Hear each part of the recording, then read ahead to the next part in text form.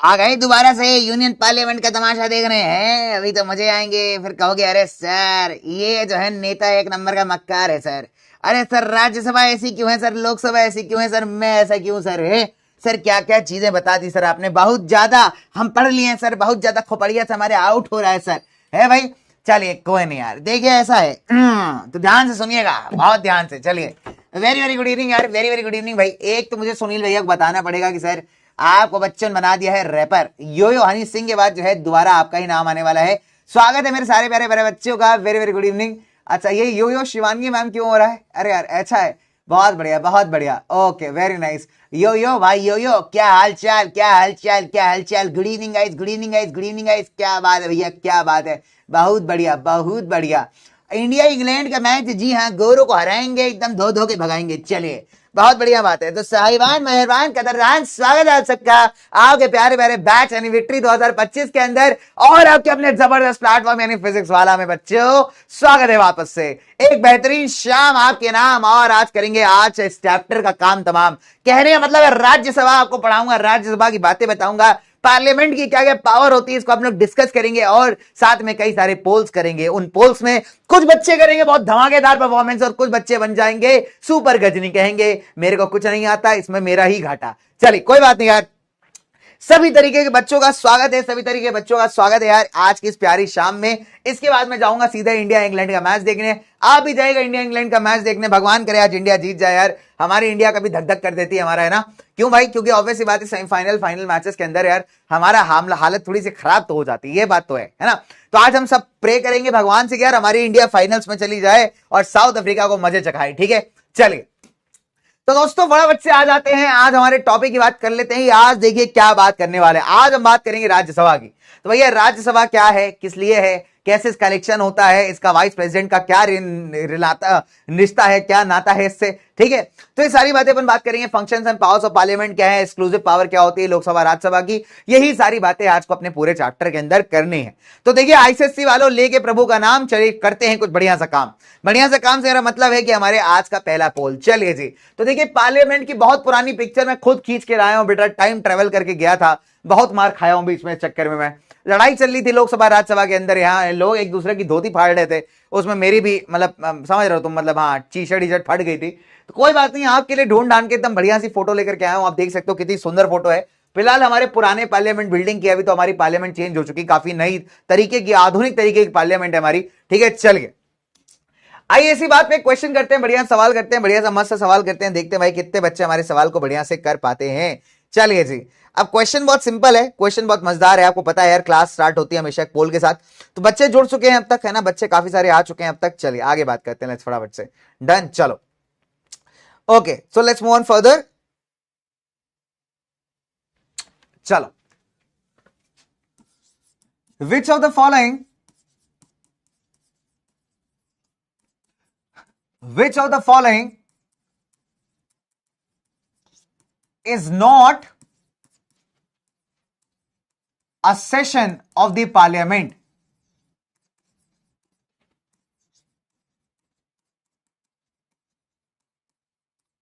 ठीक है done.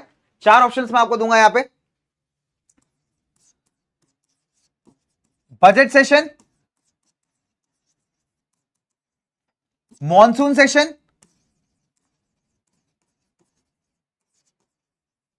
Winter session,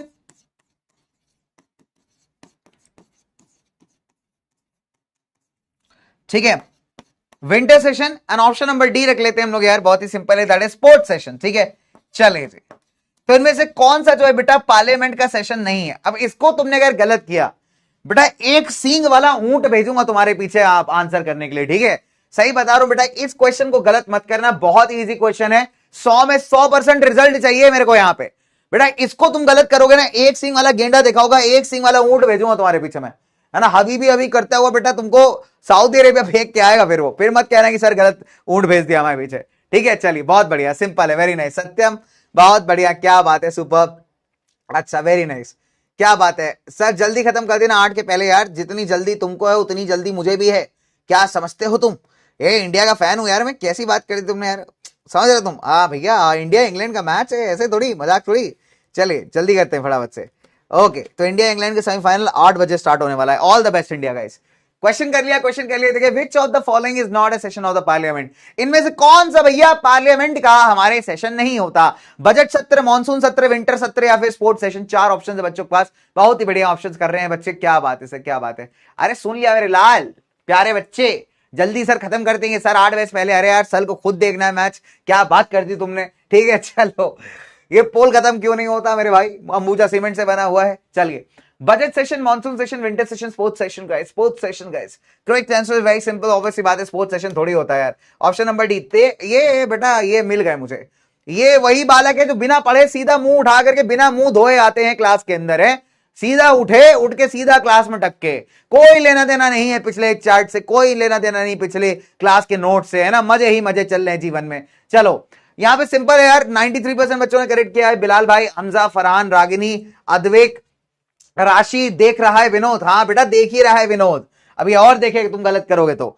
Siddharth, वर्षित, Anshika, क्या बात है, बहुत सारे प्यारे प्यारे बच्चे ने दिया प्यारा प्यारा आंसर्स। चलिए दोस्तों, बात करते हैं हम लोग यहाँ पे राज्यसभा की। ठीक है, चलिए लेट्स मूव ऑन फर्दर। सभी लोग अपना हाथ क्यों पीटते हैं? सभी लोग अपना हाथ नहीं पीटते हैं यार, वो मतलब अपनी शाबाशी देते हैं। अब तुम्हें क्या लगता है कैसे बजाएं? देखो देखो, ऐसा होता है जब लोकसभा में कोई बढ़िया बात होती है ना, तो सब लोग ऐसे करते हैं, सपोर्ट दिखाते हैं, बहुत बढ़िया मजेदार। ठीक है, अब ऐसा तो नहीं होंगे जोर जोर से ताली बजाएंगे, अच्छा थोड़ी लगेगा फिर। तो अपना सपोर्ट दिखाते हैं, ऐसा हाथ पीट पीट के दिखाते हैं, बहुत बढ़िया बात है, बहुत बढ़िया सपोर्ट है। कई बार हल्ला गुल्ला भी करते हैं लोग वहां पे। ठीक है, चलिए अब अगर हम बात करें हमारे राज्यसभा की, तो दोस्त राज्यसभा के बारे में पता है क्या खास बात है कि राज्यसभा को आप अपर हाउस या फिर हाउस ऑफ द स्टेट्स भी कहते हैं। ये हमने लास्ट क्लास के लास्ट स्लाइड पे भी पढ़ा था कि यार इसको हम क्या कहते हैं, अपर हाउस कहते हैं या फिर कई बार हाउस ऑफ द स्टेट्स कहते हैं। मैक्सिमम कितने लोग हो सकते हैं राज्यसभा के अंदर? मैक्सिमम लोग हो सकते हैं 250, यानी 250 मेंबर्स। इसमें से 238 मेंबर्स को कहां सेलेक्ट किया जाता है बेटा? अलग अलग स्टेट से। और 12 मेंबर्स ऐसे होते हैं जिनको यहां पे राष्ट्रपति यानी प्रेसिडेंट साहब हमारे नॉमिनेट करते हैं। अब ये जो 12 मेंबर्स हैं ना आपके नॉमिनेटेड मेंबर्स, ये अपने फील्ड्स के बहुत ही धुरंधर लोग हैं, मतलब अपने फील्ड्स के स्पेशलिस्ट हैं, स्पेशल नॉलेज है इनका अपने फील्ड के में। Social service, literature, art, science, cricket, sports, मतलब अपने हर एक फील्ड के ना एकदम सुपर वाले, आप कह सकते हो सुपरस्टार हैं, सेलिब्रिटी हैं, जैसे सचिन तेंदुलकर साहब हो गए मान लीजिए, राइट। चलिए, तो ऐसे 12 लोगों को कौन नॉमिनेट करता है? यहां पे राष्ट्रपति नॉमिनेट करता है और वो उनको राज्यसभा का मेंबर यहां पे बनाता है। ठीक है, और बाकी 238 मेंबर्स को कौन इलेक्ट करता है? जो हमारे अलग अलग स्टेट के असेंबलीज होती हैं, वहां से ये मेंबर्स इलेक्ट होकर के राज्यसभा के अंदर जाते हैं। ठीक है, अब कुछ एग्जांपल्स आप देख सकते हो, जैसे निर्मला देश पांडे सोशल वर्कर, सचिन तेंदुलकर 2012 से 2018 तक राज्यसभा मेंबर रहे। ठीक है, राजा रमन हो गए आपके न्यूक्लियर साइंटिस्ट थे, मृणाल सेन फिल्म प्रोड्यूसर थे, आपके करतार सिंह दुग्गल राइटर थे, हेमा मालिनी एक्ट्रेस थी। तो ये अपने अपने फील्ड्स के ना धुरंधर लोग हैं, सेलिब्रिटी लोग हैं, जिन्होंने बहुत ज्यादा अचीव किया अपने फील्ड के अंदर। तो ऐसे लोगों को जो है अलग अलग फील्ड से नॉमिनेटेड मेंबर्स बनाया जाता है, किसका? राज्यसभा का। ठीक है, चलिए अब अगर आप देखोगे तो ये अगर आपको ये पता करना हो कि यार कितनी इलेक्टेड सीट्स होती हैं, तो देखो नंबर सिंपल है यार, जो नंबर ऑफ सीट्स हैं राज्यसभा के अंदर की, कितने लोग राज्यसभा में अपॉइंट होके जाएंगे, वो स्टेट की पॉपुलेशन पे डिपेंड करता है। जैसे अगर आप उत्तर प्रदेश की बात करें, तो उत्तर प्रदेश की अगर आप लोकसभा में भी बात करोगे तो सबसे ज्यादा सीटें उत्तर प्रदेश के पास है ना, 80 सीट्स हैं या 80 कॉन्स्टिट्यूएंसीज हैं। सबसे ज्यादा लोग कौन भेजता है लोकसभा में? उत्तर प्रदेश भेजता है। क्यों भैया? बिकॉज यूपी की पॉपुलेशन बहुत ज्यादा है। ऐसे राज्यसभा के अंदर भी अगर आप देखोगे तो जिस स्टेट का पॉपुलेशन ज्यादा है उस स्टेट्स के मेंबर्स आपको राज्यसभा में ज्यादा दिखाई देंगे। तो राज्यसभा के अंदर भी जो आपकी सीटें होती हैं, जो मेंबर्स होते हैं बेटा, वो स्टेट की पॉपुलेशन पे ही बेस्ड होते हैं। जहां पे ज्यादा पॉपुलेशन है वहां से ज्यादा मेंबर्स आएंगे, जहां पे कम पॉपुलेशन है वहां से कम मेंबर्स आपके अपॉइंट होके राज्यसभा में आएंगे। ठीक है, तो ये तो हो गई इलेक्टेड मेंबर्स की बात।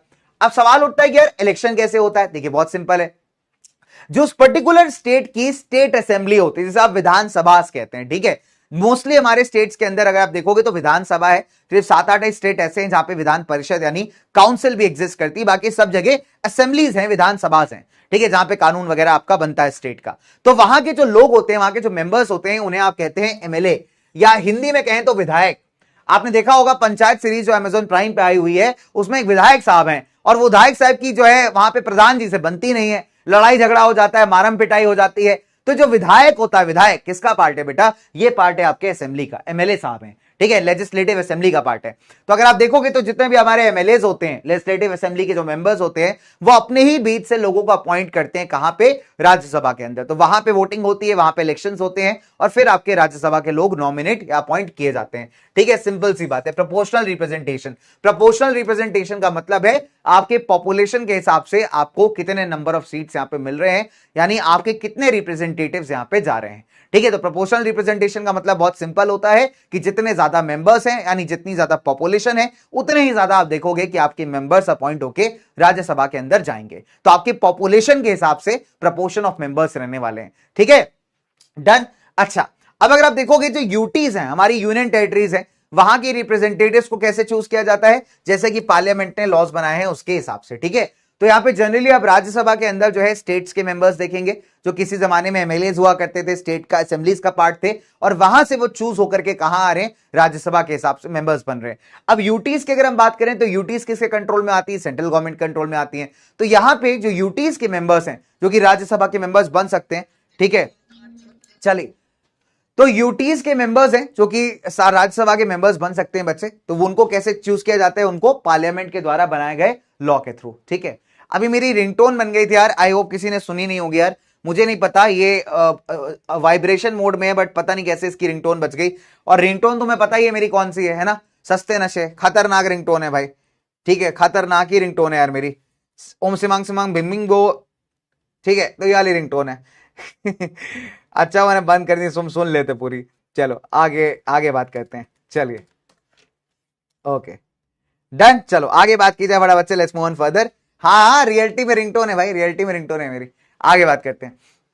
तो हमने क्या देखा यहाँ पे कि भैया जो हमारे एमएलए होते हैं किसी स्टेट के, वो यहाँ पे राज्यसभा के मेंबर्स को यहाँ पे चूज करते हैं। प्रोपोर्शनल रिप्रेजेंटेशन होता है, कहने का मतलब है कि यार आपकी जितनी पॉपुलेशन है उसके हिसाब से ही आपके नंबर ऑफ रिप्रेजेंटेटिव जाएंगे राज्यसभा में। ठीक है, चलिए, और यूटी के रिप्रेजेंटेटिव्स को कैसे चूज किया जाता है, पार्लियामेंट द्वारा बनाए गए लॉ से। ठीक है, डन। तो ये तो हो गया भैया हमारे इलेक्शन का हिसाब किताब।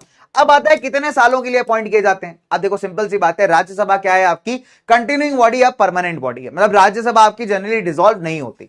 ठीक है, सिंपल सी बात है, लोकसभा डिसॉल्व हो सकती है, लोकसभा सही से काम नहीं करेगी, मिनिस्टर सही से काम नहीं करेंगे तो उसको खंडित कर दिया जाएगा, डिसॉल्व कर दिया जाएगा, यानी उसकी जगह नए लोग अपॉइंट किए जाएंगे। लेकिन राज्यसभा ऐसा नहीं है, राज्यसभा की ऐसी बॉडी है जो कंटिन्यू होती रहती है, परमानेंट बॉडी है। ठीक है, यहां जनरली अगर आप देखोगे जो राज्यसभा का एमपी है, राज्यसभा का जो मेंबर ऑफ पार्लियामेंट है, उसका 6 साल का टेन्योर है। जैसे लोकसभा वालों का 5 साल का होता है, तो राज्यसभा वालों का 6 साल का होता है। और हर 2 साल पे अगर आप देखेंगे तो राज्यसभा के 1/3 मेंबर्स यहां पे रिटायर कर जाते हैं। ठीक है, तो राज्यसभा एक तरीके से आप कह सकते हो खाली होता रहता है और भरता रहता है। तो हर 2 साल पे क्या होता है कि 1/3 मेंबर्स यहां पे रिटायर कर जाते हैं। नॉर्मल टर्म किसी भी राज्यसभा मेंबर का कितने होने वाला है बेटा, 6 साल का होने वाला है। हालांकि जो बंदा रिटायर हो गया है वो दोबारा से राज्यसभा में इलेक्ट होने के लिए अप्लाई कर सकता है। ऐसा नहीं है कि अगर आप एक बार राज्यसभा से आप रिटायर हो गए तो आप दोबारा रीइलेक्ट नहीं हो सकते, आप दोबारा रीइलेक्ट हो सकते हो। ठीक है, नॉर्मल टेन्योर 6 साल का है, हर 2 साल पे 1/3 मेंबर्स आपके रिटायर होते हैं, और रिटायर हुआ बंदा जो है दोबारा से राज्यसभा की मेंबरशिप के लिए अप्लाई कर सकता है, यानी दोबारा से इलेक्शन में वहां पे स्टैंड कर सकता है। तो ये अपने को टर्म या टेन्योर के बारे में ध्यान रखना है।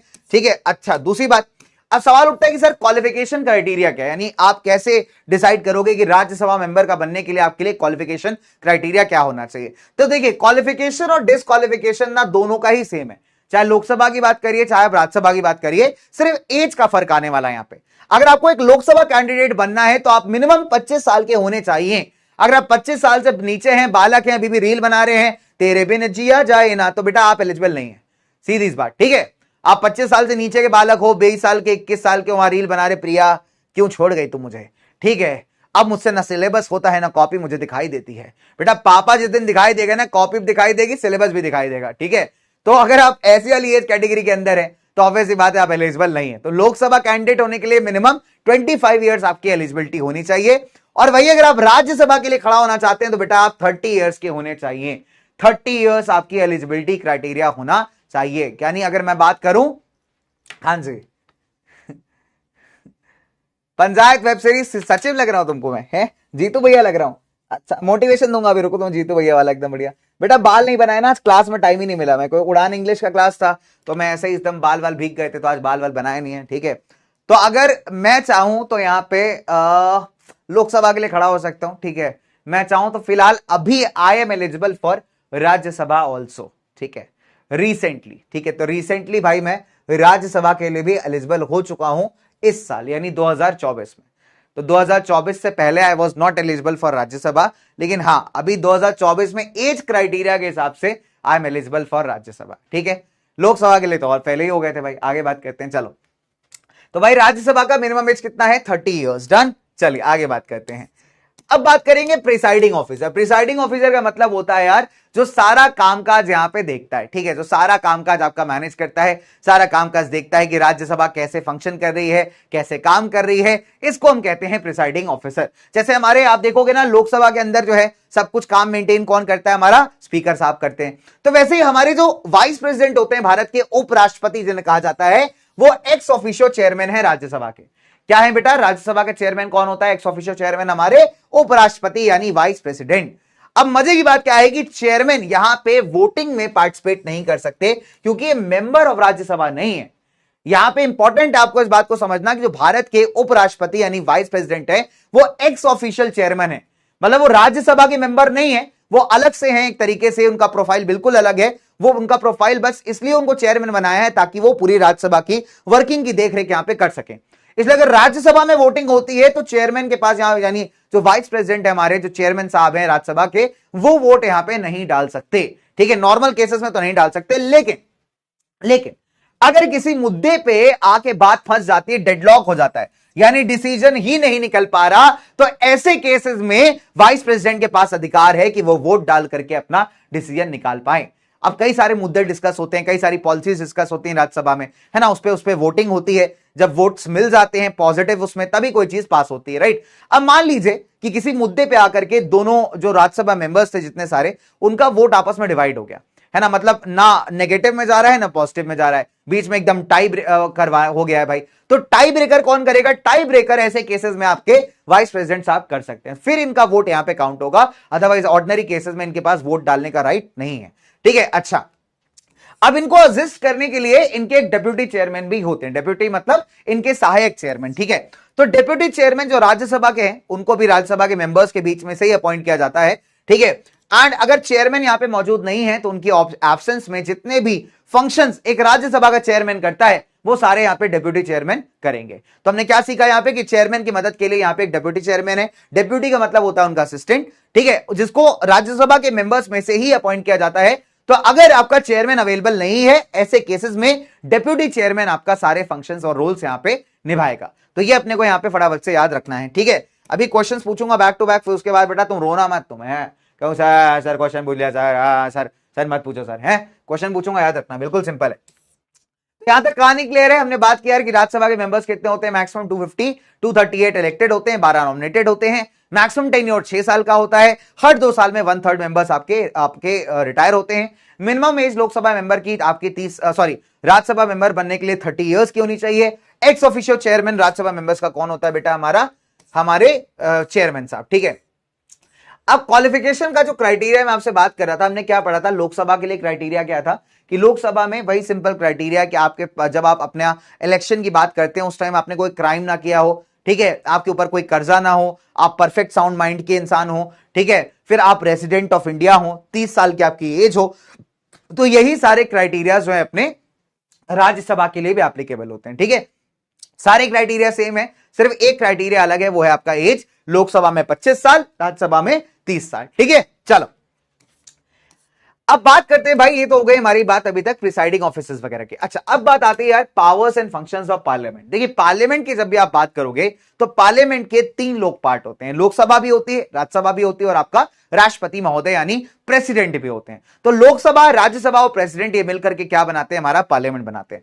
अब अगर हम पार्लियामेंट के पावर्स एंड फंक्शंस की बात करेंगे, भैया पार्लियामेंट का पावर्स एंड फंक्शंस क्या होता है, तो चलिए एक एक करके सबको यहां पे समझेंगे। नंबर 1, आपके जो दोनों हाउसेस से मेरा मतलब है यार लोकसभा और राज्यसभा, वो क्या एंजॉय करते हैं यार? इक्वल पावर्स एंड स्टेटस हर एक टर्म्स में, एक्सेप्ट इन फाइनेंशियल मैटर्स।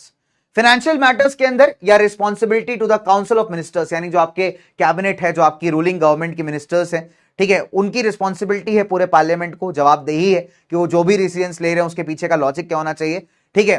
तो अगर आप देखेंगे तो बाकी सारी powers, most of the powers Lok Sabha Rajya Sabha की काफी मिलती जुलती हैं, उनका स्टेटस भी काफी इक्वल है। लेकिन जब बात फाइनेंशियल मैटर्स की आती है, जब बात ऐसे मंत्रियों की आती है जो कि लोगों के लिए काम कर रहे हैं, लोग उनका काम से लोगों को इंपैक्ट पड़ रहा है, तो ऐसे केसेस में डिसीजन लेने का अधिकार किसके पास आ जाता है? लोकसभा के पास। तो लोकसभा ऐसे केसेस के अंदर थोड़ी ज्यादा पावरफुल प्रूव होती है, राइट। चलिए, अब जितने भी बिल्स हैं other than the money bill can originate in any house of the parliament. ये आपको ध्यान रखना है कि मनी बिल मतलब फाइनेंशियल मैटर से जुड़ा हुआ कोई भी लॉ अगर है, कोई भी कानून अगर है, तो उसे लोकसभा में ही पेश किया जाएगा।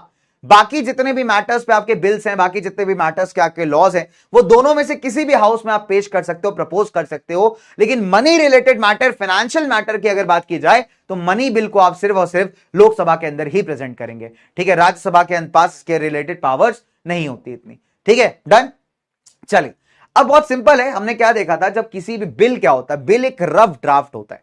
जैसे आप कभी भी जब मैथ्स का सवाल सॉल्व करते हो तो उसका एक रफ कॉलम आप बनाते होगे जहां पे आप रफ कैलकुलेशंस करते हो ना, जिससे कि आपका फाइनल सम जो है आप बढ़िया तरीके से सॉल्व कर पाओ। तो वैसे जब किसी कानून को बनाना होता है, किसी लॉ को बनाना होता है, तो जरूरी है उसका एक रफ ड्राफ्ट यहां पे तैयार करना, जिससे कि फाइनल लॉ बनाने में गलती ना हो, सारे सजेशंस उसी ड्राफ्ट में इनकॉर्पोरेट किए जाएं, सो दैट एक फाइनल लॉ आपको बेहतर लॉ मिले। तो इसी को हम कहते हैं बिल। अब किसी भी लॉ को बनने से पहले जो बिल है बेटा आपका, वो पास होना बहुत जरूरी है बाय बोथ द हाउसेस।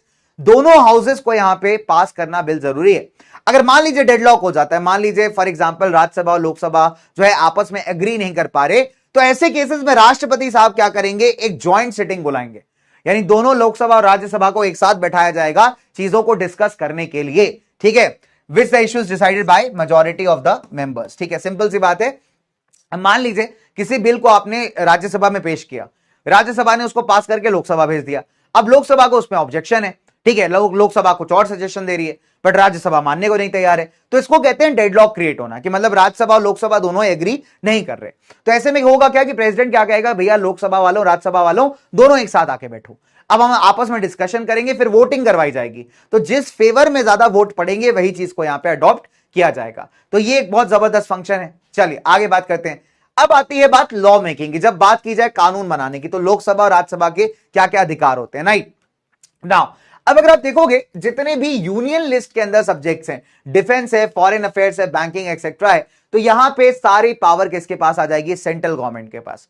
ध्यान रखिएगा इस चीज को कि यूनियन लिस्ट के अंदर जितने भी ऐसे सब्जेक्ट्स हैं, डिफेंस, यूनियन लिस्ट यानी वो लिस्ट जिसमें आपके नेशनल इंटरनेशनल इंपॉर्टेंस के टॉपिक्स आते हैं, डिफेंस ऑफ द कंट्री का, currency system, banking system, foreign affairs, तो इसमें अधिकार किसके पास है, आपकी सेंट्रल गवर्नमेंट के पास, जो कि लोकसभा का पार्ट है, ठीक है। तो यहां पे थोड़ी सी लोकसभा ज्यादा पावरफुल दिखेगी आपको। साथ ही साथ मान लीजिए कि स्टेट इनफैक्ट कॉन्करेंट लिस्ट के सब्जेक्ट्स, अगर कॉन्करेंट लिस्ट का मतलब होता है वो लिस्ट जहां पे दोनों के इंपॉर्टेंट सब्जेक्ट्स हैं, स्टेट्स के भी और सेंट्रल के भी।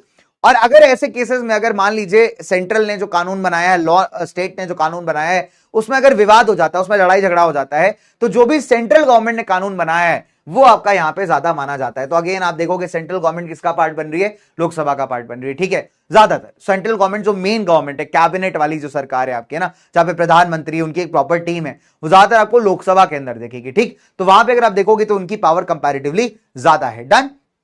तो ऐसे अगर केस में अगर मान लीजिए कि जो भी अगर लड़ाई हो जाती है कॉन्करेंट लिस्ट के अंदर कि सेंट्रल और स्टेट जो है, सेंट्रल अपना बना रहा है, स्टेट अपना बता रहा है, तो अगर दोनों में डिस्प्यूट हो जाता है, तो ऐसे केसेस में सेंट्रल गवर्नमेंट ने जो कानून बनाई है वो यहां पे मान्य होगी या फिर वही यहां पे मानी जाएगी। आई बात समझ में दोस्त। चलिए, तो लॉ मेकिंग के अंदर हमने क्या देखा कि यार यूनियन लिस्ट और कॉन्करेंट लिस्ट के अंदर कौन पावरफुल है, आपकी सेंट्रल गवर्नमेंट ज्यादा पावरफुल है। यूनियन में कंप्लीट अधिकार सेंट्रल गवर्नमेंट के पास है, और आपकी कॉन्करेंट के अंदर अगर लड़ाई हो जाती है यूनियन और स्टेट में, तो जो यूनियन यानी सेंट्रल गवर्नमेंट ने कानून बनाया है उसी को आप यहां पे मानोगे, ठीक है। आई बात समझ में। चलिए अब एक पोल करूंगा।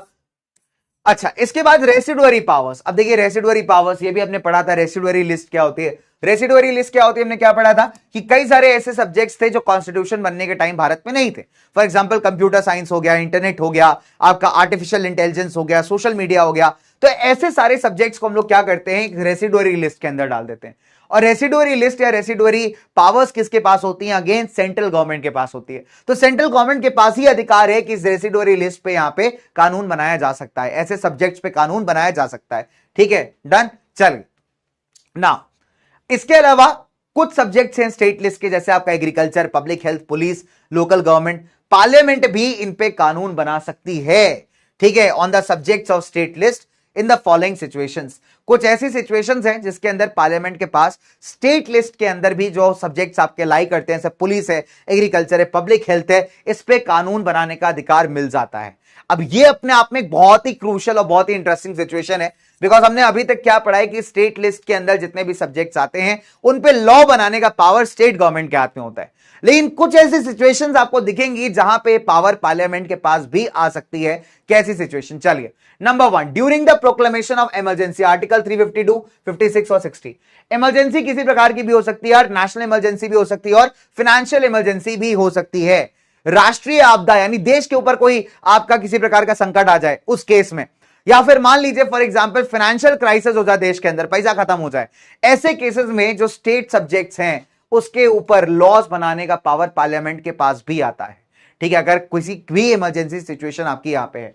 जब राज्यसभा एक रेजोल्यूशन पास कर दे 2/3 majority say that a subject in the state list has assumed national importance, अगर मान लीजिए राज्यसभा ये कहे कि यार स्टेट लिस्ट का ये जो पर्टिकुलर सब्जेक्ट है ये राष्ट्रीय मुद्दा है, नेशनल इंपॉर्टेंस की बात है, और 2/3 मेजोरिटी से अगर ये बात पास कर दी जाएगी तो भी पार्लियामेंट के पास अधिकार आ सकता है कि वो उस पर लॉज बना सकती है।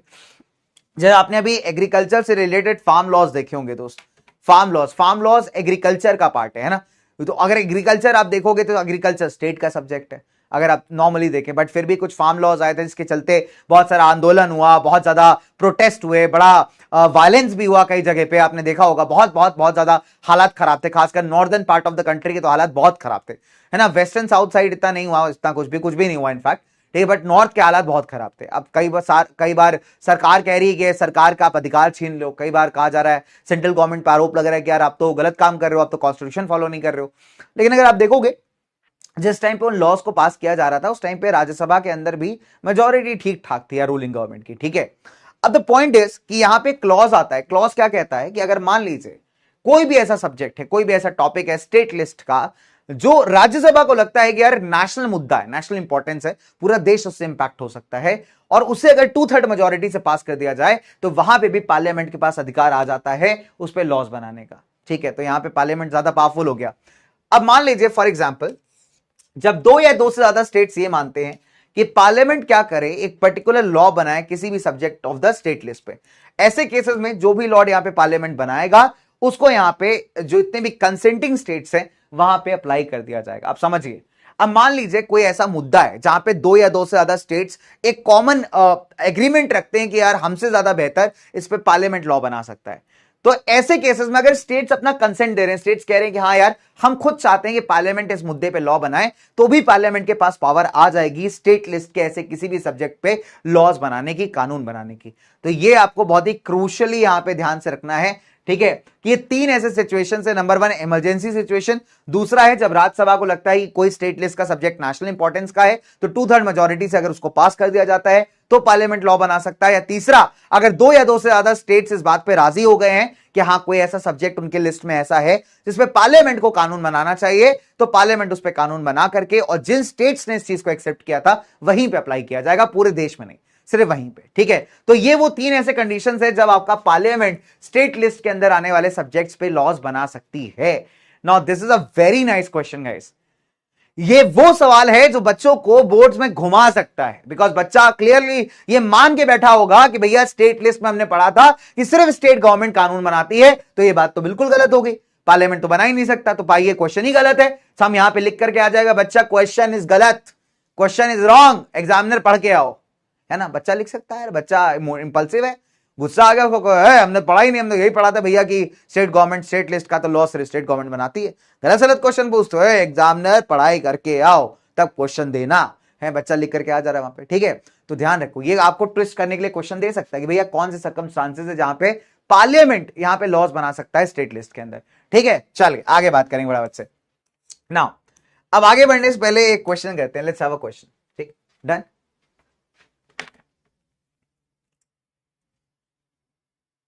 बेटा हमजा भाई डिफाइन लव, बेटा love is that which your parents give you after receiving your report card, and that love is very much visible guys, not only to you but also to your relatives and the neighborhood, and when you go outside to play in the neighborhood the pados wali auntie asks बच्चे what happened with your report card, so that is basically called love. Hamza भाई you want that? है हमजा भाई you want that? चाहिए तुमको वाला love? पापा बेटा report card देखने के बाद देते हैं एकदम बढ़िया तरीके से। चाहिए? और किसी को चाहिए तो मांग के देखो, पापा एकदम अनबायस्ड तरीके से पापा लव देते हैं भाई, डिफाइन करके देते हैं, कोई टेंशन नहीं है। हमजा भाई बेटा बिगड़ गए हो तुम क्लास 9 से 10th में आके, है ना? 9 में बच्चा इतना बढ़िया था यार, ये 10th में आके बालक हमारा बिगड़ गया थोड़ा। चलिए आगे बात करते हैं। तो लेट्स मूव ऑन फर्दर, है ना? आज क्वेश्चन बहुत सिंपल है, क्वेश्चन देखते हैं बड़ा बच्चे कि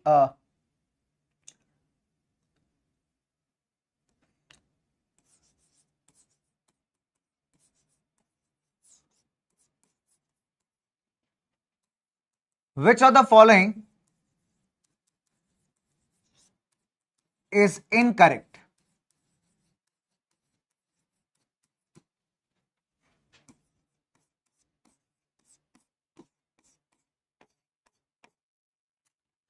चार options,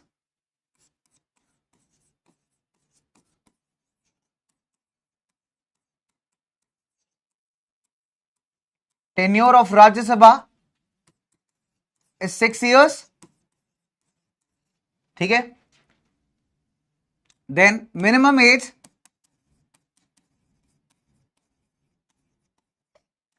to be a Rajya Sabha member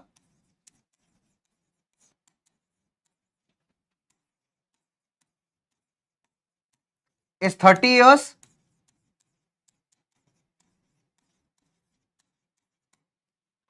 Option C, Parliament can make laws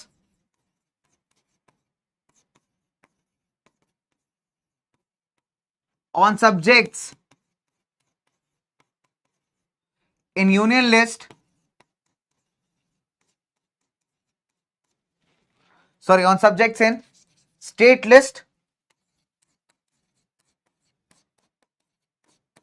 always, ठीक है? Option number D, all of the above.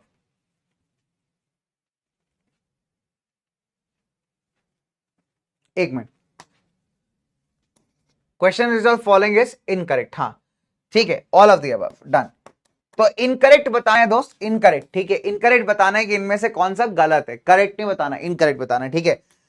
So 45 seconds का समय है आपके पास कि which of the following is incorrect, कि भैया tenure of Rajya Sabha 6 years, minimum age to be Rajya Sabha members 30 years, parliament can make laws on subjects in state list always. 45 seconds का time है and your time starts right now. चलिए देखते हैं भाई कितने बालक यहाँ पे करते हैं सही सवाल और कितने बालक हो जाते हैं एकदम गजनी की तरह कवाल दवाल। चलो हाँ जी भाइयों, सारे गजनियों ध्यान दीजिए, ध्यान से एकदम फटाफट से। चलिए आगे बात करते हैं।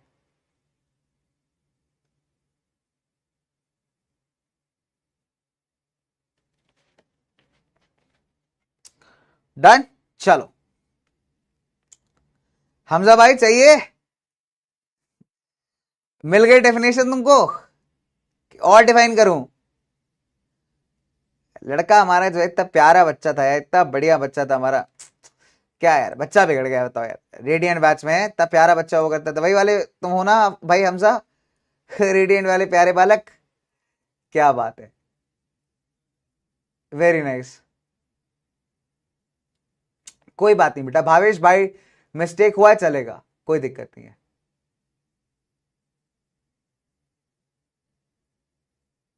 कोई बात नहीं बेटा, मिस्टेक से कोई आंसर दिया चलेगा, कोई इशू नहीं है, ठीक है, कोई इशू नहीं है।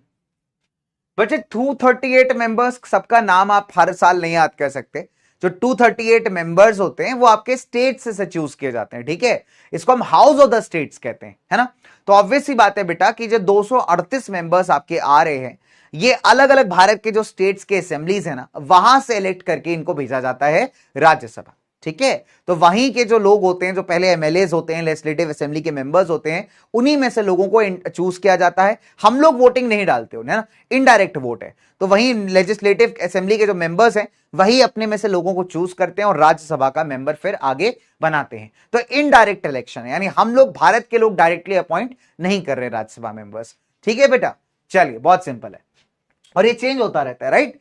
चलिए मतलब मेंबर्स आपके चेंज होते रहते हैं फॉर श्योर। तो यहां पे करेक्ट आंसर क्या है? Correct answer option number C है। ऑप्शन नंबर सी क्यों है? बिकॉज हमेशा स्टेट लिस्ट के सब्जेक्ट्स पे पार्लियामेंट लॉज नहीं बनाता। पार्लियामेंट लॉज तभी बनाता है जब कुछ स्पेशल सिचुएशंस यहां पे एग्जिस्ट करती हैं, ठीक है। तो only in case of special situations जो हमने अभी पढ़ी थी, ऑलवेज यहां पे लॉ नहीं बनाता। क्वेश्चन इनकरेक्ट का था तो ऑप्शन नंबर सी इनकरेक्ट है, बाकी आपके ऑप्शंस करेक्ट थे। तो 87% बच्चों ने सही किया, कुछ बच्चों का बाई चांस मिसक्लिक हो गया, कोई दिक्कत नहीं, बच्चे अच्छा आंसर्स कर रहे हैं भाई। बिलाल, फरहान, चिन्मय, रागिनी, मौलिक, सिद्धांत, आशुतोष, आदर्श, देवेश और राज नारायण सिंह। क्या बात है राज भाई, बहुत बढ़िया। राज नाम तो सुना ही होगा, है ना। चले ना, अब फटाफट से यार हम लोग फटाफट से आगे बढ़ जाएंगे। तो यहां तक तो अपन ने बात कर ली। अच्छा, अब और क्या फंक्शन होता है, और क्या पावर होता है पार्लियामेंट के पास? अब पावर आता है ऑफ इशूइंग ऑर्डिनेंसेस। ऑर्डिनेंसेस का मतलब है, सिंपल सी बात है यार, ऑर्डर्स या परमिशन इशू करना, है ना, ऑर्डर्स इशू करना किसी प्रकार के। अच्छा, अब अगर आप देखोगे तो ऑर्डिनेंसेस को इशू करने का पावर किसके पास है? हमारे राष्ट्रपति के पास, ठीक है। तो राष्ट्रपति क्या करेगा? ऑर्डर्स कब इशू करता है? जब पार्लियामेंट आपकी सेशन में नहीं होती, ठीक है। सिंपल सी बात है, सिंपल सी बात है। अब ऑर्डिनेंस का मतलब क्या, ऑर्डिनेंस का इंपैक्ट क्या होता है? ऑर्डिनेंस का जो वैल्यू है ना, वो किसी भी एक्ट के तरीके, एक्ट मतलब कोई भी जब लॉ पास किया जाता है, कानून पास किया जाता है ना, उसको हम कहते हैं एक्ट ऑफ द पार्लियामेंट, ठीक है। कि पार्लियामेंट ने इस एक्ट को लागू किया, इस कानून को लागू किया। अब मान लीजिए आपका पार्लियामेंट ही नहीं, आपकी लोकसभा राज्यसभा है ही नहीं, नई अपॉइंट हो रही है लोकसभा आपकी, तो ऐसे केसेस में राष्ट्रपति बड़ा पावरफुल हो जाता है। तो राष्ट्रपति ऐसे केसेस में ना ऑर्डिनेंसेस पास कर सकता है, और उस ऑर्डिनेंस का वैल्यू, उस लॉ का value equivalent to the act होगा जो कि कोई भी पार्लियामेंट यहां पे बना रहा था, ठीक है। सिंपल सी बात है, बिकॉज पार्लियामेंट भी बहुत सारे लॉज बनाती है, एक्ट बनाती है, कानून बनाती है ना। तो लेकिन अगर मान लीजिए पार्लियामेंट एब्सेंट है, सेशन है ही नहीं पार्लियामेंट का, तो ऐसे केसेस में राष्ट्रपति इस पावर को यहां पे कर सकता है, यानी वो ऑर्डिनेंस यहां पे इशू कर सकता है, ठीक है। डन। चलिए, अब मजे की बात क्या है कि अगर मान लीजिए कि ऑर्डिनेंस राष्ट्रपति ने इशू किया, फिर आपकी पार्लियामेंट है, लोकसभा भी आ गई, राज्यसभा भी आ गई, तो ऐसे ऑर्डिनेंसेस को पहली बात तो दोनों हाउसेस से पास होना बहुत जरूरी है, ठीक है। ऑर्डिनेंस कब पास होगा? जब आपका पार्लियामेंट सेशन के अंदर नहीं है, जब पार्लियामेंट सत्र में नहीं है, सेशन में नहीं है, जब पार्लियामेंट का मीट नहीं हो रहा, ठीक है। सिंपल सी बात है, तब प्रेसिडेंट आपका ऑर्डिनेंस पास करेगा। लेकिन एक बार राष्ट्रपति ने ऑर्डिनेंस पास कर दिया, उसके बाद भी जब दोनों हाउसेस से उसको अप्रूवल मिलेगा, तभी बात आगे बढ़ेगी, ठीक है। तो जो आपके ऑर्डिनेंस है that ceases to operate, ceases का मतलब होता है स्टॉप हो जाना, ठीक है। तो आपके ऑर्डिनेंस कब ऑपरेट होना स्टार्ट हो जाते हैं या कब इनफेक्टिव हो जाते हैं? After 6 weeks from the reassembly of parliament, ठीक है। सिंपल सी बात है, जब तक रीअसेंबली का मतलब होता है दोबारा से पार्लियामेंट का इकट्ठा होना, दोबारा से पार्लियामेंट का असेंबल होना, ठीक है। तो 6 आप ये समझ जाइए कि जो भी ऑर्डिनेंस यहां पे राष्ट्रपति ने पास किया है, वो पार्लियामेंट के रीअसेंबल होने के 6 हफ्ते बाद से एकदम इनवैलिड हो जाता है, बेकार हो जाता है, अनटिल एंड अनलेस इसको दोनों हाउसेस यहां पे अप्रूव ना करते हैं। अगर मान लीजिए दोनों हाउसेस ने अप्रूव नहीं किया, ठीक है, तो 6 वीक्स के बाद जो है ये बिल्कुल आपका इनवैलिड हो जाएगा। राष्ट्रपति कह रहा है कि यार मेरे साथ बड़ा गद्दारी कर रहे हो भाई तुम, हैं।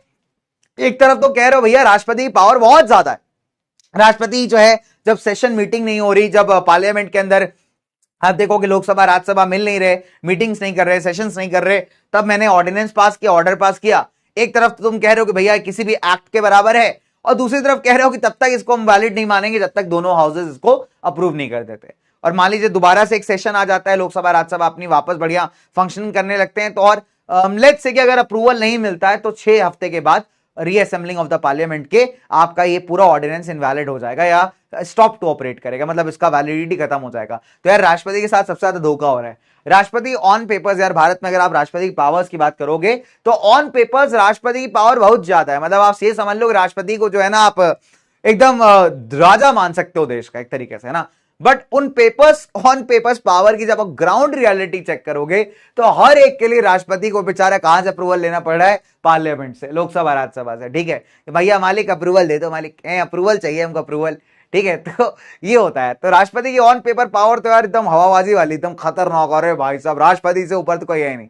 बट अगर आप बात करो अब ग्राउंड रियलिटी की, तो ग्राउंड रियलिटी में राष्ट्रपति की पावर्स ऐसे होती हैं, मोए मोए, ठीक है। चलिए, अच्छा मजे की बात है, कोई और बताऊं, जब कभी भी कोई एग्रीमेंट वगैरह साइन होता है ना, जब भारत का एग्रीमेंट साइन होता है किसी कंट्री वंट्री के साथ, तो भैया एग्रीमेंट राष्ट्रपति साइन नहीं करता, उसके नाम पे चिपकाया जाता है कि भैया ऑन द बिहाफ ऑफ, ठीक है। तो राष्ट्रपति हमारे यहां ना एक तरीके से टाइटुलर हेड है, मतलब नाम का आप कह सकते हो, ठीक है। जैसे ब्रिटेन के अंदर आज भी महारानी है ना, वहां पे महारानी है, राजा है, तो अगर आप देखोगे तो उनका कुछ खास काम वाम है नहीं, सिर्फ उनका मतलब वो नाम के लिए है कि नाम के लिए हाँ भाई महारानी है, राजा एकदम बढ़िया।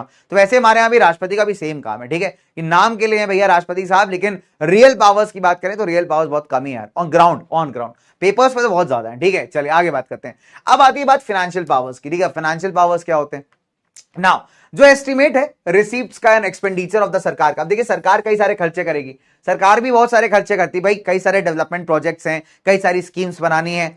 अब ऑब्वियसली बात है इन सबके लिए पैसा खर्च होता है। अब पैसा खर्च होगा, कोई चीज आप करोगे तो उसका एक प्रॉपर रसीद होता है, प्रॉपर रिसीट होता है ना, एक्सपेंडिचर का एक प्रॉपर आपका मेंटेनेंस होता है, डॉक्यूमेंट होता है, राइट, किसी भी फाइनेंशियल ईयर के लिए। तो पार्लियामेंट यहां पे क्या करता है, एक यूनियन बजट पास करता है, जिसको हम लोग बजट भी कहते हैं ना आमतौर पे। तो पहले क्या होता था अगर आप देखोगे तो जो बजट होता है वो बेसिकली एक एस्टिमेशन होता है कि आप इतना पैसा यहां पे खर्च करोगे इस पर्टिकुलर प्रोजेक्ट के लिए। अलग अलग डिपार्टमेंट्स को यहां पे, अलग अलग सेक्टर्स को इतना पैसा अलॉट किया जाता है। जैसे आप भी कभी मार्केट में सामान खरीदने जाते होगे, लेट्स से, है ना, तो आप जब मार्केट में सामान खरीदने जाते होगे अपने मम्मी पापा के साथ, तो मम्मी पापा एक बजट लेके चलते हैं कि 5,000 की शॉपिंग करनी है, 10,000 रुपए की शॉपिंग करनी है, कि 10,000 में ही इतना सामान लेना है। ये आपका बजट है कि 10,000 में इतना सामान, इतने का ये लेना है, इतने के कपड़े लेने, इतने का खाने का लेना है, ये फर्नीचर लेना है। तो 10,000 रुपए आपका बजट है, इसी 10,000 रुपए में आपको सारी स्पेंडिंग करनी है। तो आप अलग अलग डिपार्टमेंट्स में अपने पैसे को डिवाइड कर दोगे। तो ऐसे जब देश की बात की जाती है बेटा, तो देश को भी मल्टीपल प्रोजेक्ट्स पे काम करना होता है, डेवलपमेंट प्रोजेक्ट्स करने होते हैं, कई सारी स्कीमें लानी होती हैं, तो उसके लिए पैसा चाहिए होता है। तो हम क्या करते हैं, एनुअली फाइनेंशियल, हर एक फाइनेंशियल ईयर में हम लोग क्या करते हैं यहाँ पे कि अपना एक बजट प्लान कर लेते हैं। पार्लियामेंट के अंदर एक बजट पेश किया जाता है कि एस्टिमेशन बताया जाता है कि इतना पैसा हम जो है इस डिपार्टमेंट को एलोकेट कर रहे हैं, कि इतना हम एक्सपेक्ट करते हैं कि यहाँ पे खर्च होगा इस प्रोजेक्ट और स्कीम के अंदर, ठीक है, डन। अच्छा, अब अगर आप देखोगे तो पहले रेलवे का बजट अलग होता था, बट अभी 2017 और 18 से रेलवे बजट को यहाँ पे यूनियन बजट के अंदर ही लिंक कर दिया गया है। पहले रेलवे का बजट अलग से पेश होता था और आपका जो यूनियन बजट है यानी जो सेंट्रल गवर्नमेंट का बजट है वो अलग से पेश होता था। अभी दोनों को यहाँ पे मर्ज कर दिया गया है। अब मजे की बात क्या है कि जैसे देश का एक बजट होता है ना बेटा, वैसे स्टेट का भी होता है। हर एक स्टेट गवर्नमेंट भी अपना एक बजट बनाती है जो अपनी स्टेट की असेंबली में पेश करती है, ठीक है। तो इस चीज को थोड़ा सा हम ध्यान रखेंगे यहाँ पे कि बजट एक बहुत ही क्रूशियल वो है, और हर साल का बजट का हर एक को इंतजार रहता है ना कि किसको क्या रिलीफ दिया गया है, क्या कम किया गया, क्या महंगा हुआ, क्या सस्ता हुआ, तो इसी का पार्ट है ना, वो फाइनेंशियल मैटर का पार्ट है, डन। चल अब बात करते हैं मनी बिल। अब देखिए मनी बिल क्या होता है। मनी बिल का मतलब होता है यार कोई भी फाइनेंशियल मैटर से रिलेटेड जब आप लॉ बनाते हो तो उसका जो पहला ड्राफ्ट है ना, जो उसका रफ ड्राफ्ट है, उसको हम लोग कहते हैं मनी बिल। अब ये लोकसभा में ही ओरिजिनेट हो सकता है, जब आप उसको लोकसभा में ही पहले पेश करोगे।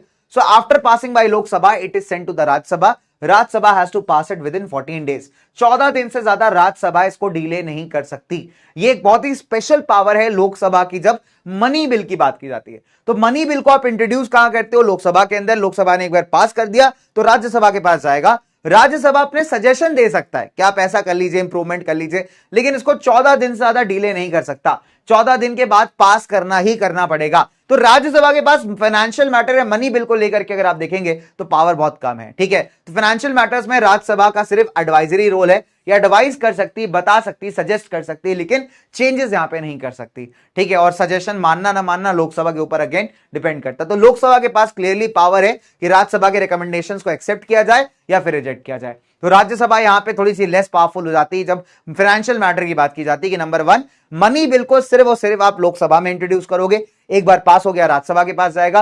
राज्यसभा 14 दिन से ज्यादा मनी बिल को डिले नहीं कर सकता, उसे पास करना ही पड़ेगा, ठीक है। राज्यसभा का रोल फाइनेंशियल मैटर्स में सिर्फ एडवाइजरी है, यानी वो रिकमेंड कर सकता है कि आप ऐसे ऐसे बदलाव कर लीजिए, चेंजेस कर लीजिए, लेकिन लोकसभा के ऊपर है कि वो एक्सेप्ट करता है या फिर रिजेक्ट करता है, ठीक है। तो ये अपने को याद रखना है बिकॉज मनी बिल से क्वेश्चन बहुत ज्यादा आता है, ठीक है। अच्छा, अब आती है बात सप्लीमेंट्री ग्रांट्स की। अब सप्लीमेंट्री ग्रांट्स क्या होते हैं, देखिए बहुत सिंपल है। अगर मान लीजिए जो करंट फाइनेंशियल ईयर के लिए आपने अमाउंट पास किया, पैसे पास किए सरकार के प्रोजेक्ट डेवलपमेंट्स के लिए, अगर वो आपके सफिशिएंट नहीं है तो सरकार क्या करेगी, फ्रेश पैसे मांगेगी। बिकॉज हर एक पैसे का हिसाब आपको पार्लियामेंट को देना पड़ता है, आपको बताना पड़ता है कि आपने हर एक पैसा कहां खर्च किया है। और अगर आपको पैसा कम पड़ रहा है तो भी आपको पार्लियामेंट का अप्रूवल चाहिए होगा और पैसे ड्रॉ करने के लिए, ठीक है। और इसी को हम कहते हैं सप्लीमेंट्री ग्रांट। क्या बोलते हैं बेटा इसको हम लोग, सप्लीमेंट्री ग्रांट। तो सप्लीमेंट्री ग्रांट क्या होती है, वो पैसा होता है या वो पैसे का अलॉटमेंट होता है जो यूनियन गवर्नमेंट या सेंट्रल गवर्नमेंट यहां पे डिमांड कर रही है, अगर उसको लगता है कि करंट फाइनेंशियल ईयर के लिए जो उसका खर्चा है वो यहां पे मीटअप नहीं हो पा रहा, ठीक है। और अगर आप देखोगे तो इसको भी बजट पैटर्न के हिसाब से ही पार्लियामेंट में पास किया जाता है। ठीक है, तो पार्लियामेंट के अंदर पेश किया जाएगा, अपने पॉइंटर्स रखेगी सरकार, बताएगी क्यों पैसा चाहिए भाई यहां पे, और फिर पार्लियामेंट द्वारा उसे अप्रूव किया जाएगा। ठीक है, तो इसे हम कहते हैं सप्लीमेंट्री ग्रांट, मतलब एक्स्ट्रा पैसा यहां पे डिमांड करना। ये पैसे से लोग अपने घर नहीं भरेंगे, लेकिन ये पैसे को आप देश के लिए इस्तेमाल करेंगे, तो ये यहां पे बहुत क्रूशियल है। ठीक है, चलिए अब आता है बेटा वोट ऑन अकाउंट और आपकी सैलरी, जिसके बहुत सब लोग इंतजार करते हैं। अब वोट ऑन अकाउंट क्या होता है बेटा? It authorises the executive to draw funds from the consolidated fund of India, ठीक है, until the budget is pass by the parliament. अब मान लीजिए फॉर एग्जांपल कि हमको क्या हुआ, किसी अर्जेंट प्रोजेक्ट के लिए कोई नीड पड़ गई, कोई अर्जेंट स्कीम लानी थी, कोई अर्जेंट प्रोजेक्ट लाना था, तो आपको पैसे की जरूरत पड़ गई। ठीक है, अब अभी बजट आपका पास नहीं हुआ है, अभी आपका बजट पास नहीं हुआ है। ठीक है, बजट पास होने में थोड़ा सा समय है, लेकिन पैसा चाहिए। अब कहां से आएंगे फंड्स?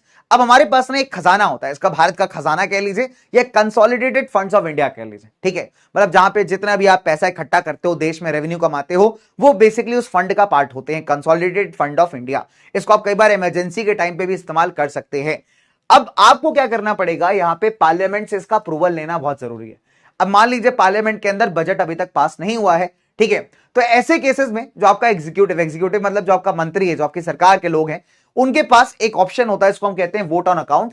तो वोट ऑन अकाउंट में आप क्या कह सकते हैं, यहां पे फंड्स यानी पैसा बोरो कर सकते हैं, कहां से? आपके कंसोलिडेटेड फंड ऑफ इंडिया से। ठीक है, डन। इसके अलावा जो सैलरीज एंड अलाउंसेस आते हैं ना आपके एमपीज के, मिनिस्टर्स के, वो भी यहां पे पार्लियामेंट ही डिसाइड करता है। तो पार्लियामेंट मिलकर डिसाइड करेगा कि किस एमपी को, किस मिनिस्टर को कितना सैलरी देना है, क्या क्या बेनिफिट्स यहां पे देने हैं, कितना पैसा उन्हें दिया जाएगा, मंथली बेसिस पे क्या बेनिफिट्स दिए जाएंगे, ये सारा का सारा कौन डिसाइड करेगा? आपका पार्लियामेंट ही डिसाइड करता है। और इसी को हम कहते हैं वोट एंड अकाउंट और सैलरी का डिमार्केशन। तो सैलरी कितनी मिलेगी भैया, कितना बेनिफिट्स दिया जाएगा, कौन डिसाइड करेगा? पार्लियामेंट डिसाइड करेगा। वोट ऑन अकाउंट क्या होता है? जो किसी एग्जीक्यूटिव यानी मंत्री को अथॉरिटी देता है कि जब तक बजट पास नहीं हो जाता, उससे पहले अगर आपको फंड्स की रिक्वायरमेंट है प्रोजेक्ट डेवलपमेंट्स के, स्कीम्स के लिए, तो आप कंसोलिडेटेड फंड ऑफ इंडिया से यहां पे पैसे बोरो कर सकते हो। ठीक है, इसको हम कहते हैं वोट ऑन अकाउंट। आई बात समझ में? चले आगे बात करेंगे बड़ा बच्चे। अब आता है परमिशन फॉर टैक्सेस। अब किसी भी टैक्स को आप यहां पे इंपोज नहीं कर सकते, तब तक कोई पैसा खर्च नहीं कर सकते जब तक सरकार को पार्लियामेंट से अप्रूवल नहीं मिल जाता। किसी प्रकार का नया टैक्स अगर आपको इंट्रोड्यूस करना है, ठीक है, फॉर एग्जांपल जीएसटी आया, तो जीएसटी तब तक नहीं आ सकता जब तक पार्लियामेंट उसे अप्रूव नहीं करेगा, पार्लियामेंट जो है उसको पास नहीं करेगा। तो अगर आपको कोई भी यहां पे नया टैक्स इंट्रोड्यूस करना है, टैक्स पॉलिसी में कोई बदलाव लेकर के आना है, तो ऑब्वियस सी बात है पार्लियामेंट का अप्रूवल यहां पे बहुत ज्यादा मैंडेटरी है। तो बिना पार्लियामेंट के अप्रूवल के आप कोई पैसा खर्च नहीं कर सकते, आप यहां पे टैक्सेस को भी इंप्लीमेंट नहीं कर सकते, टैक्स स्ट्रक्चर को भी आप चेंज नहीं कर सकते। तो ये पार्लियामेंट का पावर है, एंड ये इसलिए भी है बिकॉज पार्लियामेंट के अंदर लोगों द्वारा अपॉइंटेड रिप्रेजेंटेटिव्स को भेजा जाता है।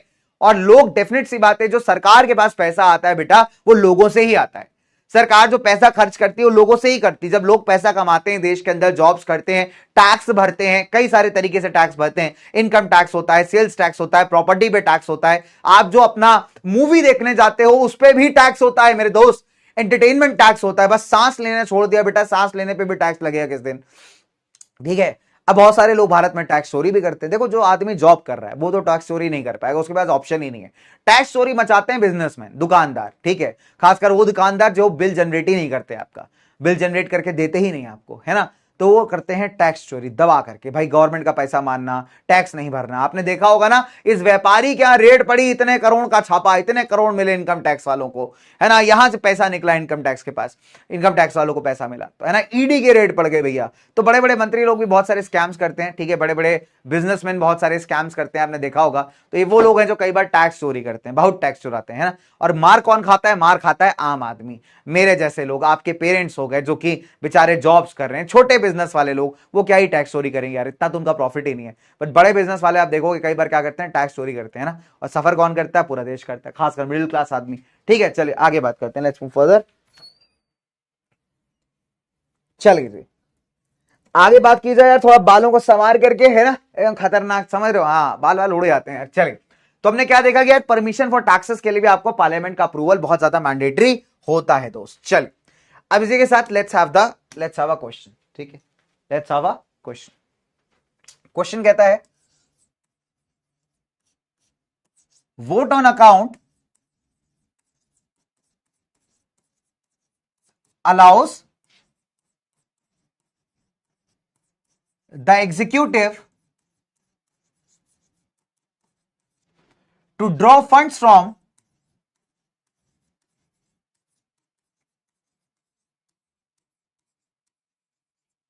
डैश. ठीक है,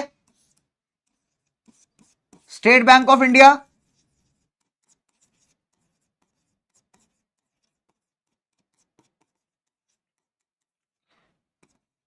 बैंक ऑफ बड़ौदा,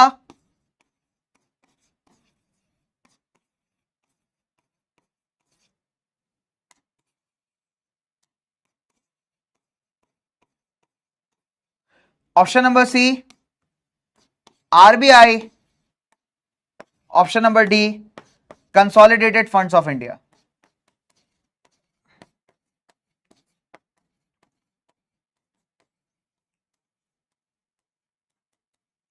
डन.